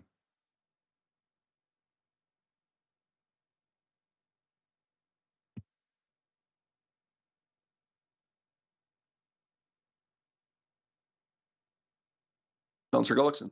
Thank you, Mayor Creasy. So the restrictions on alignment 4, which is obviously my favorite also, is what? So the challenges for 4 would include getting land acquisition from the golf course. There's streetlights that would have to be relocated on the north side by the golf course. As it stands, the alignment of the trail would be right pretty much where those streetlights are sitting currently. So you'd have to relocate those. There'd be clearing required as you move to the west and as you start that circuit around the north of Crescent Lake. And the adjusted cost means that there is no lighting along that alignment. It's also 100 meters longer for pedestrians to walk.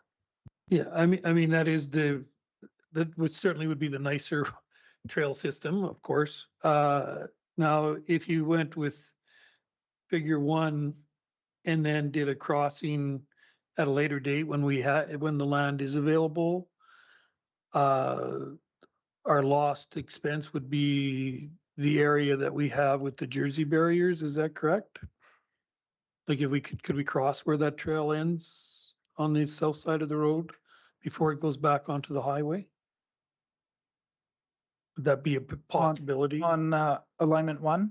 Yeah, where it crosses out onto the roadway there, would you be able to put a crossing there to get to the north side at that point? Yes, I believe that a crossing was proposed at the last meeting to make the crossing at that location, roughly. Yeah, so I'm just saying, if we did the alignment 1, the golf course would be, if we someday got the land acquisition, the golf course, we wouldn't have to go through the golf course. We could utilize the existing trail up to that point is what I'm trying to get across. Yes, I think it's possible. Yes, you're completely correct there.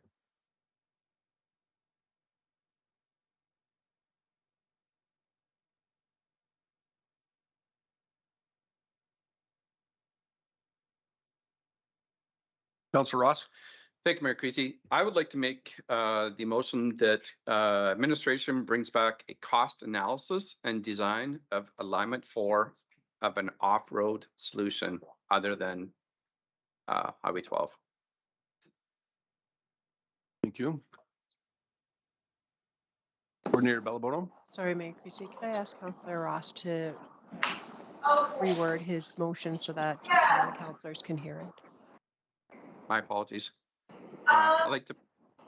Yeah, you can't drive right up, just because it's kind of, you have to go up like a little. Councillor Dallas, I think you've got, maybe you got your, thank you. May I proceed? Go ahead. Thank you.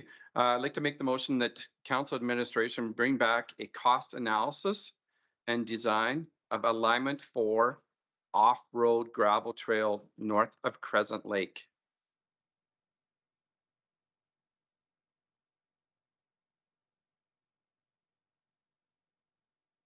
Thank you. Any additional comments? Turns. Councillor Ross. Thank you, Mayor Creasy. I would just like more information as that motion is made, that I feel that we should be able to have more detail on the option 4 prior to making to me, a very, it's a big decision of a change, very significant change. And I just feel we need to have a lot more detail and design on that option. Thank you.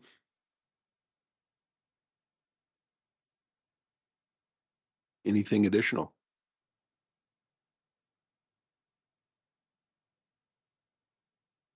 I don't see that item on my unit.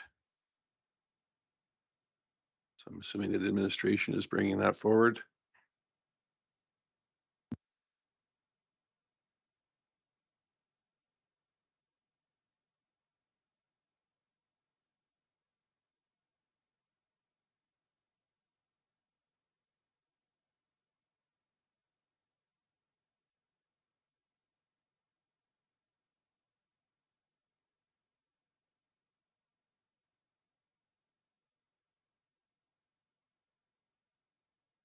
Chief Gowdy.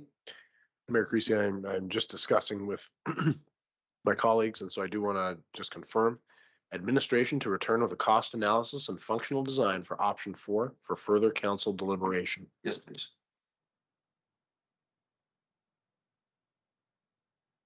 Councillor Hoekstra. Thanks, Mayor Creasy. But so we're requesting a functional design though. Does that take us into another level beyond even what these proposals are? Because I thought it was referred a number of times that the functional design or the design would determine such and such. So is that fairly costly to get a functional design? Not for the trail alignment. They would look at things like slopes and topographical constraints that might limit the alignment that we've just laid out on a air photo. Where you'll see a functional design be more in depth would be on the first 3 alignment options, where they would be looking at lane configurations and where the crossing is happening. And there's a lot more to consider with those first 3 than there is for the fourth. The fourth, it wouldn't be a major step to go to a functional design.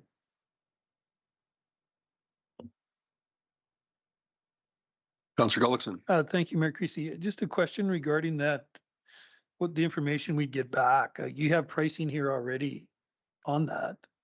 Would that change, or would it stay the same as what's given here today?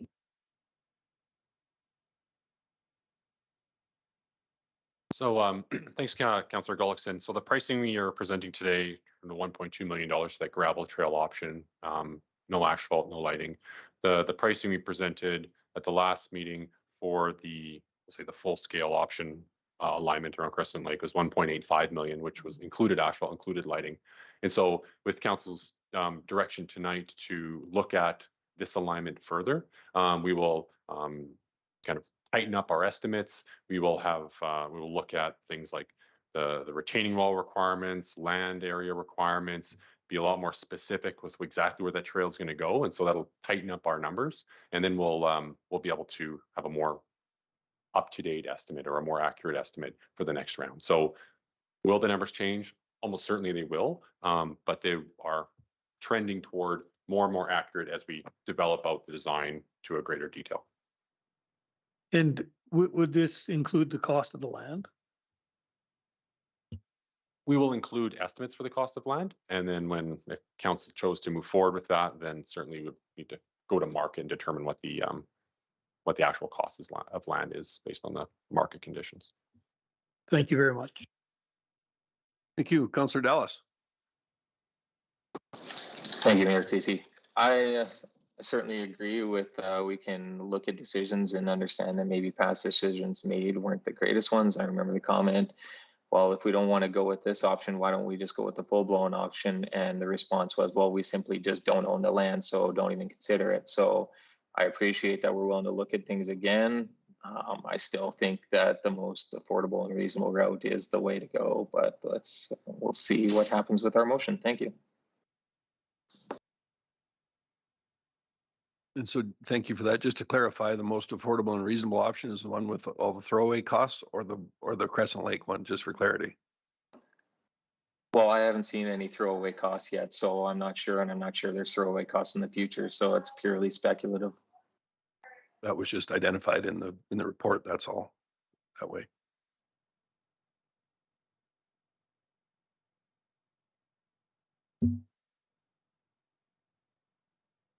All right, I think that item is up before us. If there's unless there's additional comments, we can go ahead and vote.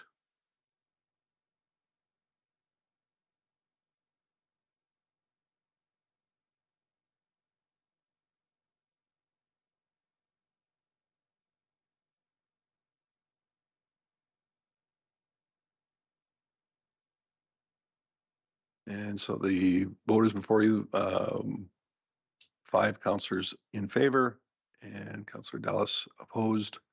Therefore, that is carried. Look forward to the additional information coming forward for consideration at a later date.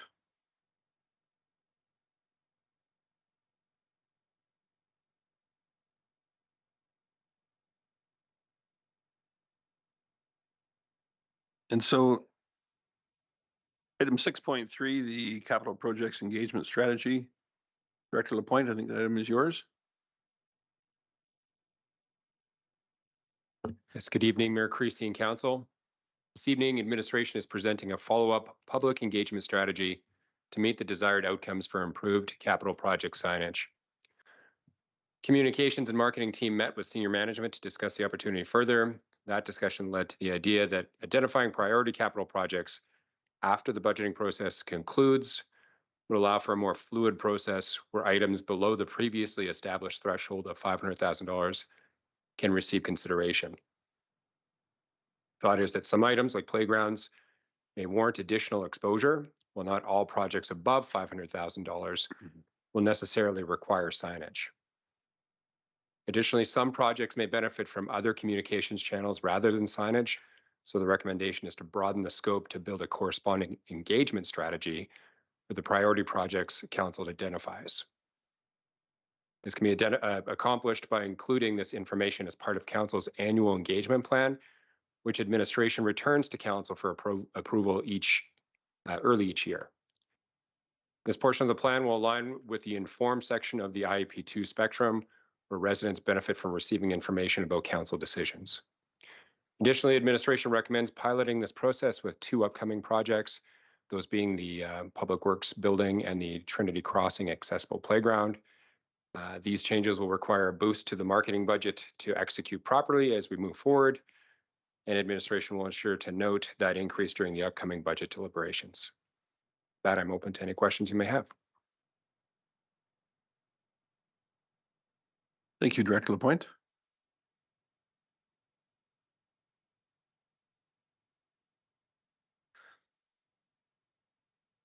For myself, I think any way that we can go about changing this to an overall strategy that helps better portray what we're doing with taxpayer monies is a good thing. And I think you're exactly right that there is some projects that may or may not meet the threshold that need to be addressed in that manner. and other ones have significantly less, such as playgrounds that do. So it just provides administration some flexibility in trying to get the word out, and I think that's a good thing. Councilor Ross? Thank you, Mayor Creasy. Thank you for the presentation. I think it's wonderful to really get some information out to the citizens. Even for example, playgrounds, people don't realize the true cost of them when you start engaging in some of the citizens. But anyways, something like the playgrounds has been a beautiful enhancement to a lot of areas of the city. But I'll make the motion the council approves a public engagement strategy for capital projects and playgrounds as presented. Thank you. Any additional comments or concerns? Seeing none, I will call the vote.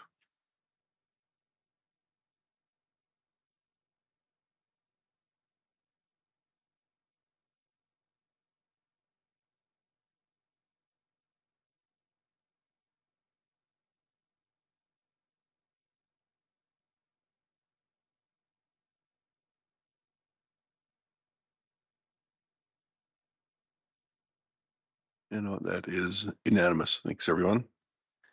And Director Lapointe, you're on a roll. Why not continue on 6.4, the public transit study? Thank you.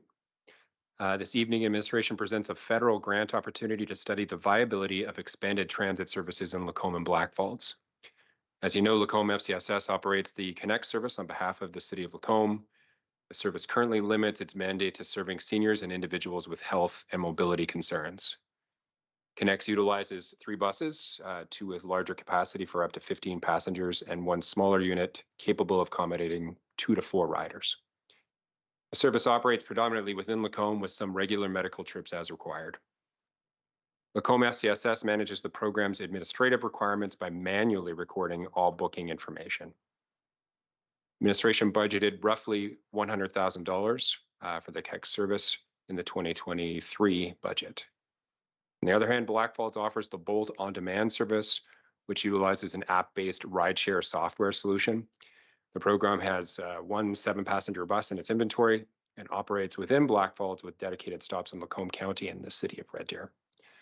With this limited capacity, Bolt does not offer paratransit service. The town of Blackfalds contracts Prairie Bus Lines to operate and manage the service on their behalf. And right now, their annual subsidy is budgeted at roughly $220,000. Administration from both communities met to discuss opportunities of mutual interest. There is some interest in understanding whether the 2 programs may benefit from working together. Administration recommends applying to the Rural Transit Solutions Fund to establish the need and potential for collaboration. And that fund does provide up to $50,000 in federal support to determine the feasibility of expanded transit service in rural communities. The town of Blackfalds did approve a joint application to the fund at their June 27th, 2023 meeting. And with that, I'm open for your questions. Thank you, Councillor Gullickson. Thank you, Mayor Creasy. Is there Blackfalds budget the same as what ours was for Bolt when we discontinued it? About $20,000 higher. $20,000 higher, and they have 1 bus that they operate themselves. Correct. So I'm just afraid that we're going to try and look at getting into that situation again, where we're trying to provide similar service, and instead of looking internally at our own community, which I feel is more of a need than Bolt ever was. And that's why I made that motion a number of years ago to get rid of that. And I like the idea of looking at something within our own community, but certainly not outside.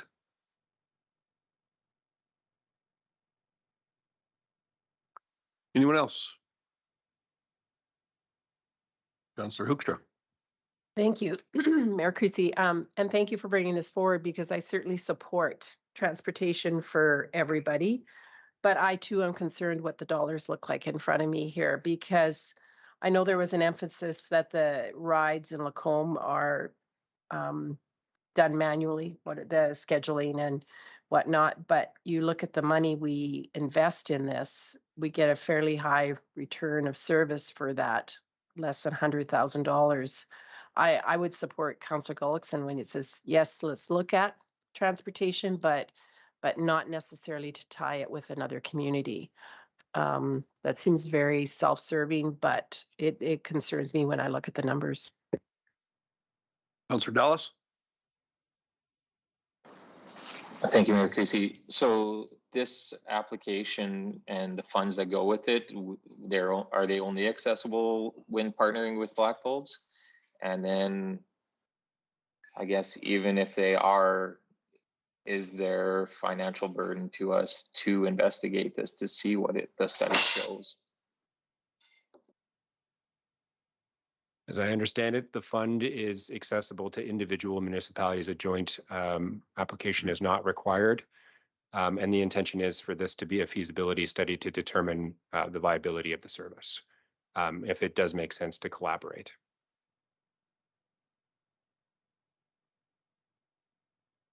Thank you for that. So I guess I'm just not totally sold on what exactly it is we hope to glean from this study. Are we under the impression there's a bunch of information out there that we have not yet gathered on what type of service is available? I mean, the Connex is being utilized now. And we have had a desire in the past for it to be utilized more, and we haven't done anything like that. I'm not sure that an additional study is necessarily going to provide a clearer direction, but perhaps I'm wrong. Was there some other criteria that there's something else that's to be determined by this study? CEO Gowdy? So without doing a full scope, of course, we haven't gone that far, but we would be looking at what would be the cost to the two municipalities. It seems intuitively like it would make sense to, we could combine the buses and there'd be a better service available for the two, but going on our hunches, I think, is one of the things that was a pitfall in our last go around. And so we wanted to make sure if we're going ahead that we are involving expertise in this area. One of council's strategic objectives is to look at the future for transportation needs, public transportation needs in the city of Macomb. And we saw this grant opportunity as a possibility. We've also had other requests from time to time to look at an expansion of Connex, and this moment in time with Blackfolds where they're looking at the future of their service provides an opportunity to share the workload, I guess, of an applicant. Councillor Hibbs?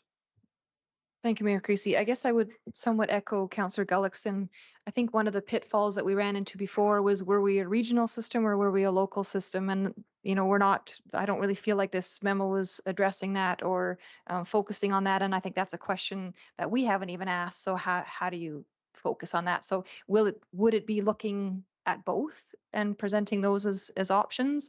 I guess that would be my question. I'm definitely in favor of a study, especially if it's, you know, funded by a grant so that it's not coming out of pocket. But I do want to see expanded public transit in this community. But I just want to make sure that we're, you know, not chasing a whole bunch of different rainbows, that we've kind of focused in on what it is exactly that we want. So I guess that would be my question is, are we able to look at two completely different streams? Because I don't think a hybrid would work at all. You kind of have to pick one horse and ride it.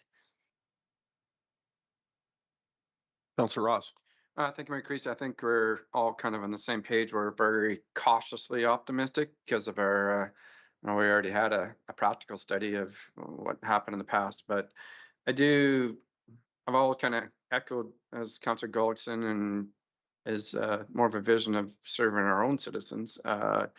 Obviously, there's Royal Oak and now another 96 unit Laban apartment building, a C taxi coming in to pick up seniors that are working part-time out of my own apartment unit. So I still, it's not costing our own citizens or taxpayers, it's information. So I'll go ahead and make that motion that council approves the Rural Transit Solutions Fund application to study the viability of expanded transit services in Lacoma Black Falls.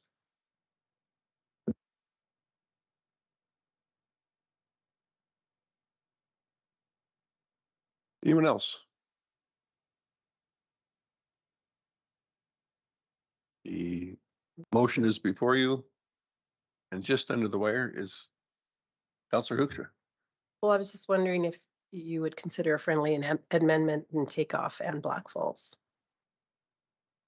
I don't know, just to I speak. Councillor Ross? Thank you, Mayor Creasy. Just a question to administration. Is the grant only specific to regional being Lacoma Black Falls, or can we have the grant for Lacoma only?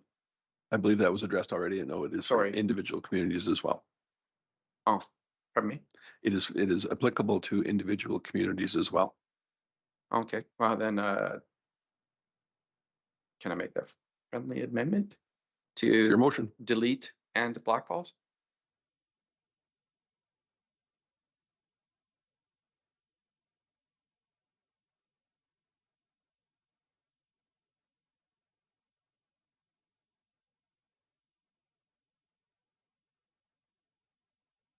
Legislator Coordinator Bellabona, you've got that before us. Basically, then that reads that the council approves the rural transit solution study.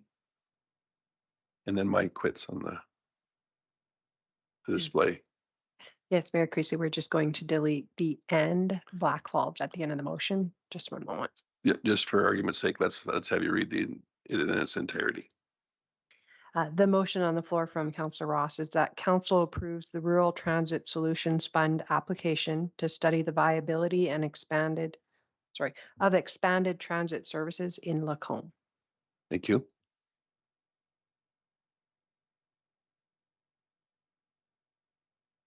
Go ahead, Councillor Hoekstra. Sorry, Mayor Creasy. Do we have transit services? Like, does this motion still apply now that we take off Black Falls? Because their Bolt is a transit service, correct? And we genuinely don't really have it. So to study the viability, I don't know, does the motion still apply when it's only to Lacombe? CEO Gowdy. Yeah, I would say it is. I believe you do have transit services. They are primarily targeted at a particular group, but they're accessible by everyone in the community. Director Lapointe? Just one more comment. I don't think it's specific to expansion either. So it is planning. So I don't think you have to have an existing transit service as well. So appreciate that clarification. Councillor Ross. Thank you, Mayor Creasy. Just for information, the FCSS managing Connex has expanded the uses. So the use has significantly increased so we're not just being specific to seniors, and we've basically broadened it to citizens in need, more or less. And so we've, I think we've made it out there to a service that's more available. So the rise of usage of Connex has significantly went up.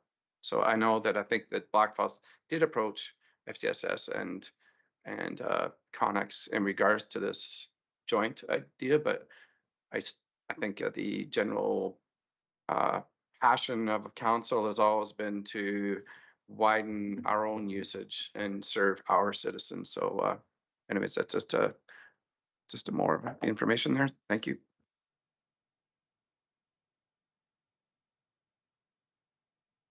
So always love a good study. I really would like to know, is this going to be $50,000 going to an outside contractor, likely Edmonton or Calgary, and we get back here another report that we can throw on the shelf to collect dust?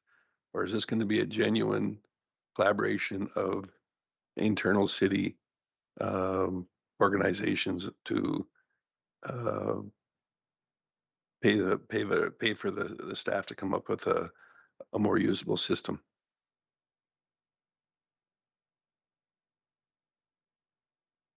That would be for council to determine, of course. We would do our best to have a usable scope and something that doesn't sit on the shelf. But if you're asking for my prediction, I think it would be closer to the first. I think any expansion of the system is going to cost a significant additional amount of money. And this council, or primarily this makeup of council, has made past decisions that don't support the delivery of such a service at that cost. So I can't see the cost being substantially different. There were limitations to the previous system in that it tried to bridge a gap between intra and inter-community travel, which could be removed, and it could be focused down to Lacombe, specific travel. But we also have a case study next to us with the town of Blackfalds subsidizing a single bus for $200,000. And so I would ask council, are those scopes palatable to you to look at an expanded service? Because if no, then it is absolutely that. It's taking advantage of a grant that's available to have a study done for an answer that you may already have. I certainly appreciate your honesty, because that was my fear, that it would be that, and I'm not necessarily sure that's going to help us make any decisions whatsoever at this point in time. But thank you for that.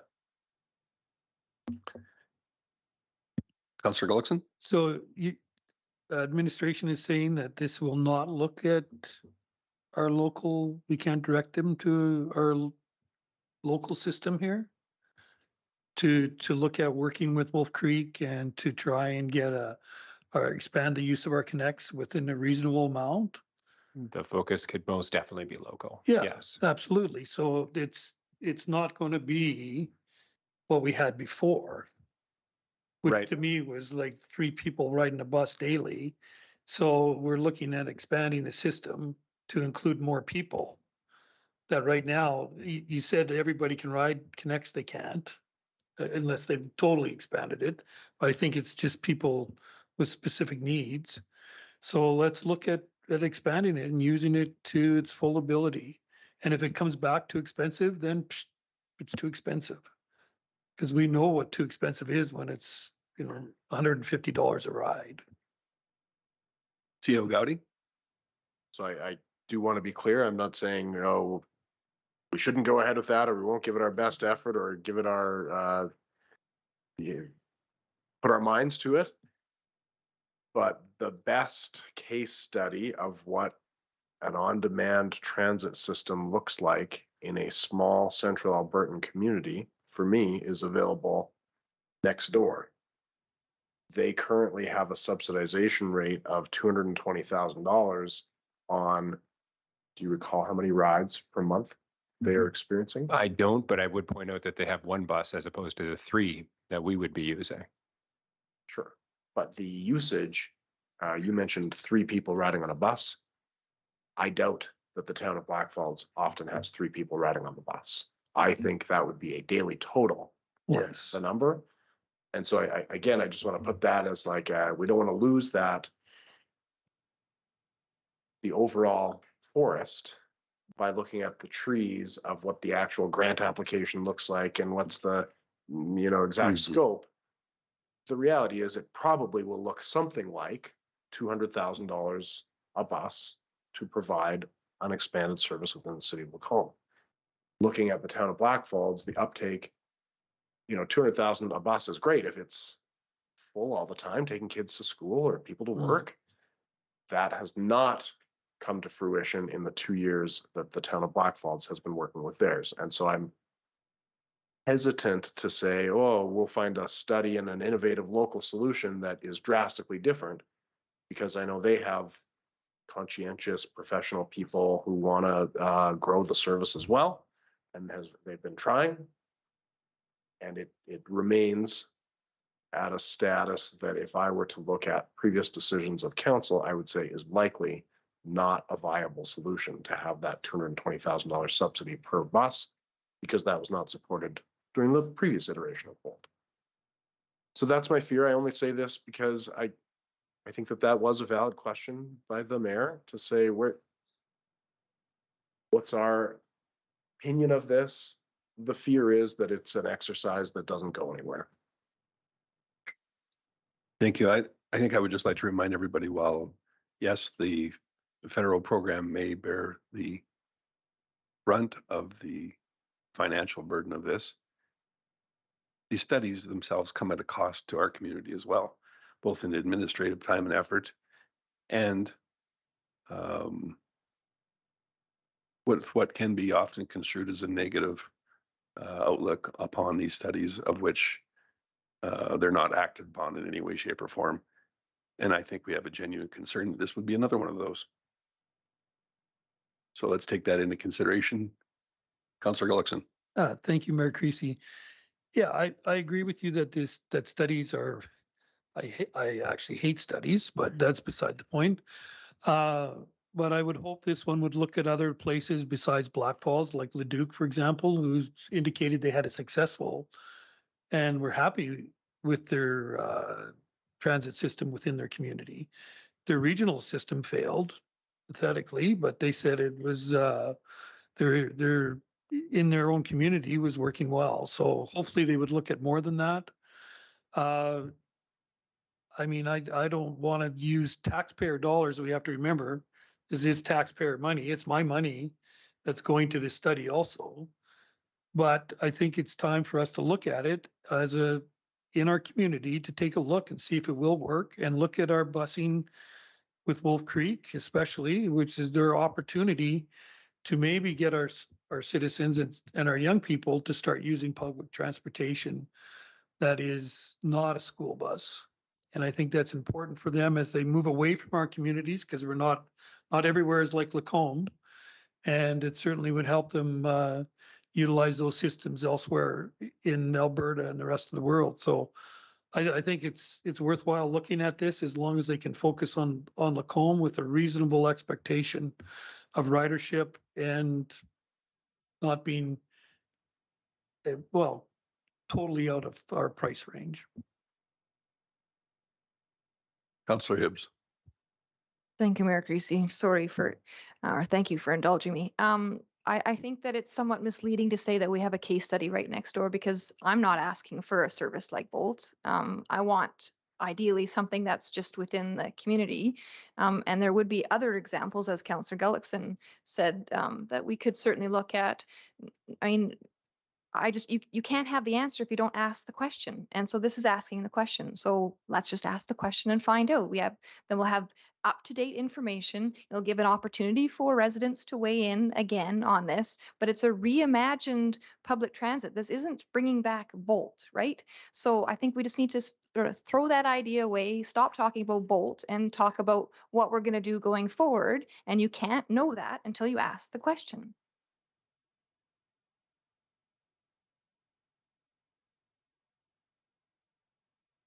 Anybody have anything new and exciting? And I will call the question. Please go ahead and vote.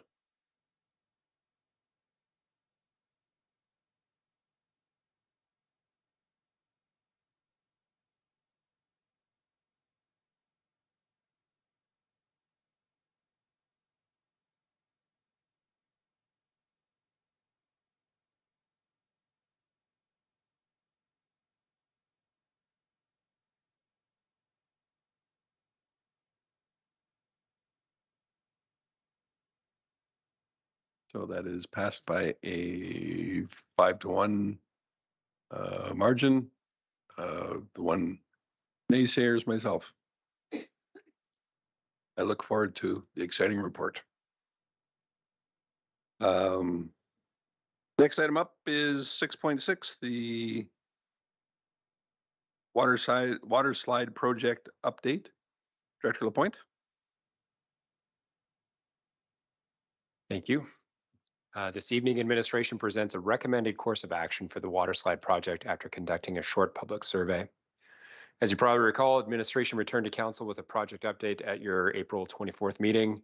As part of that update, council was informed that administration received only one bid during the published request for proposal period. Although it was within budget, there was concern that the project, as conceived, may not align with public expectations. To gauge public support, administration released a short survey asking users to provide feedback on their satisfaction with the current design, as well as the impact on the viewing area. An opportunity to share general comments was also provided. With nearly 1,100 responses, the public response to the survey was brisk, and I just want to put that into context. The parking survey, which, parking is always top of everybody's list, mentioned earlier tonight, garnered 352 responses. So translation, people are interested in this project. First glance, the support for the existing design appears to be there. However, support slips with the impact on the viewing area, and the comments indicate more general support for a water slide overall, with the desired change to the design and scope. Only 5% of survey respondents did not support the water slide installation. Administration brought the survey results to the Lacombe District Recreation, Parks and Culture Board for discussion, And they provided the recommendation to postpone the water slide project and evaluate an expanded scope during the 2024 budget deliberations. That I'm open for questions. Thank you, Director Lapointe. Start with Councillor Ross. Thank you, Mayor Creasy. Yes, with the rec board, I think the last recreation study was 2013. Is that correct? That is correct. And I think there is another recreation study for 2023, as there every 10 years. Correct. It'll bridge the 2 years. So it's starting this year and you'll get the results in 2024. You know, we have a wonderful facility that is probably 25 years old that is really, the capacity is pretty much maxed.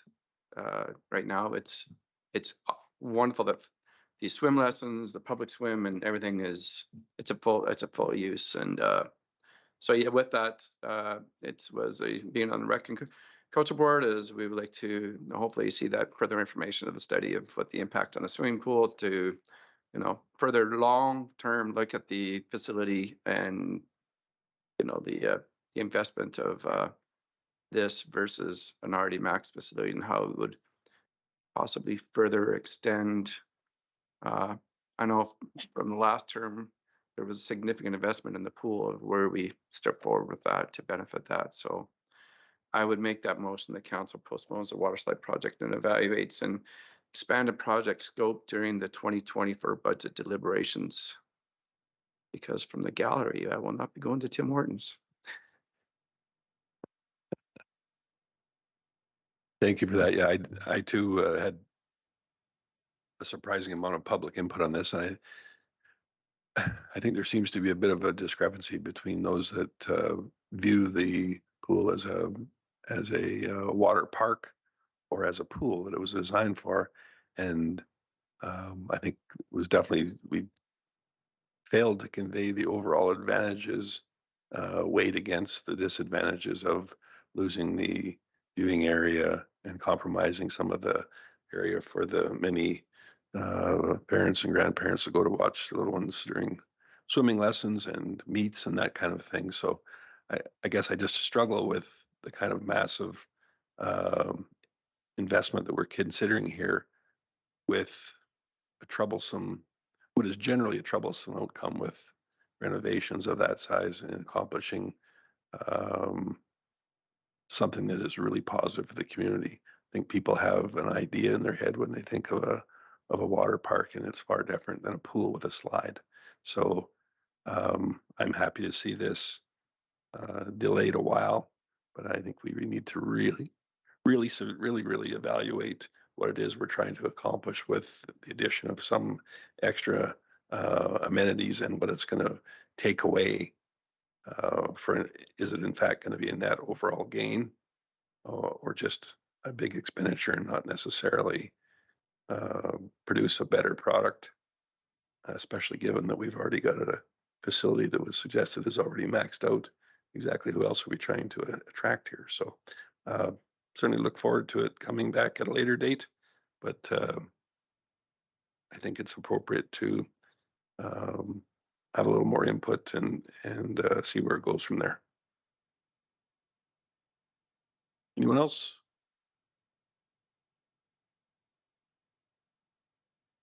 Please go ahead and vote.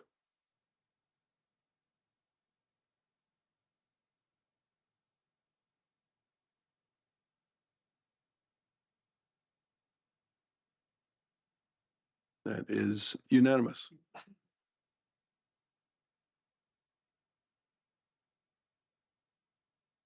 All right.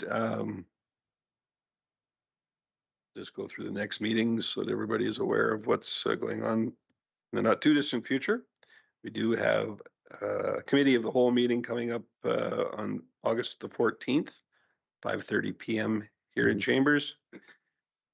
Then a regular council meeting on Monday, August 28th, 2 weeks after the committee of the whole meeting. Same time and place. And then Monday, September the 11th is a regular council meeting as well, 5:30 here. I believe that's all of the public business that we have for this evening. I think we've skipped over anything. So if I could have a motion, please, Councillor Hoekstra. I make a motion that we move in camera. Thank you. 7:47. Please go ahead and vote.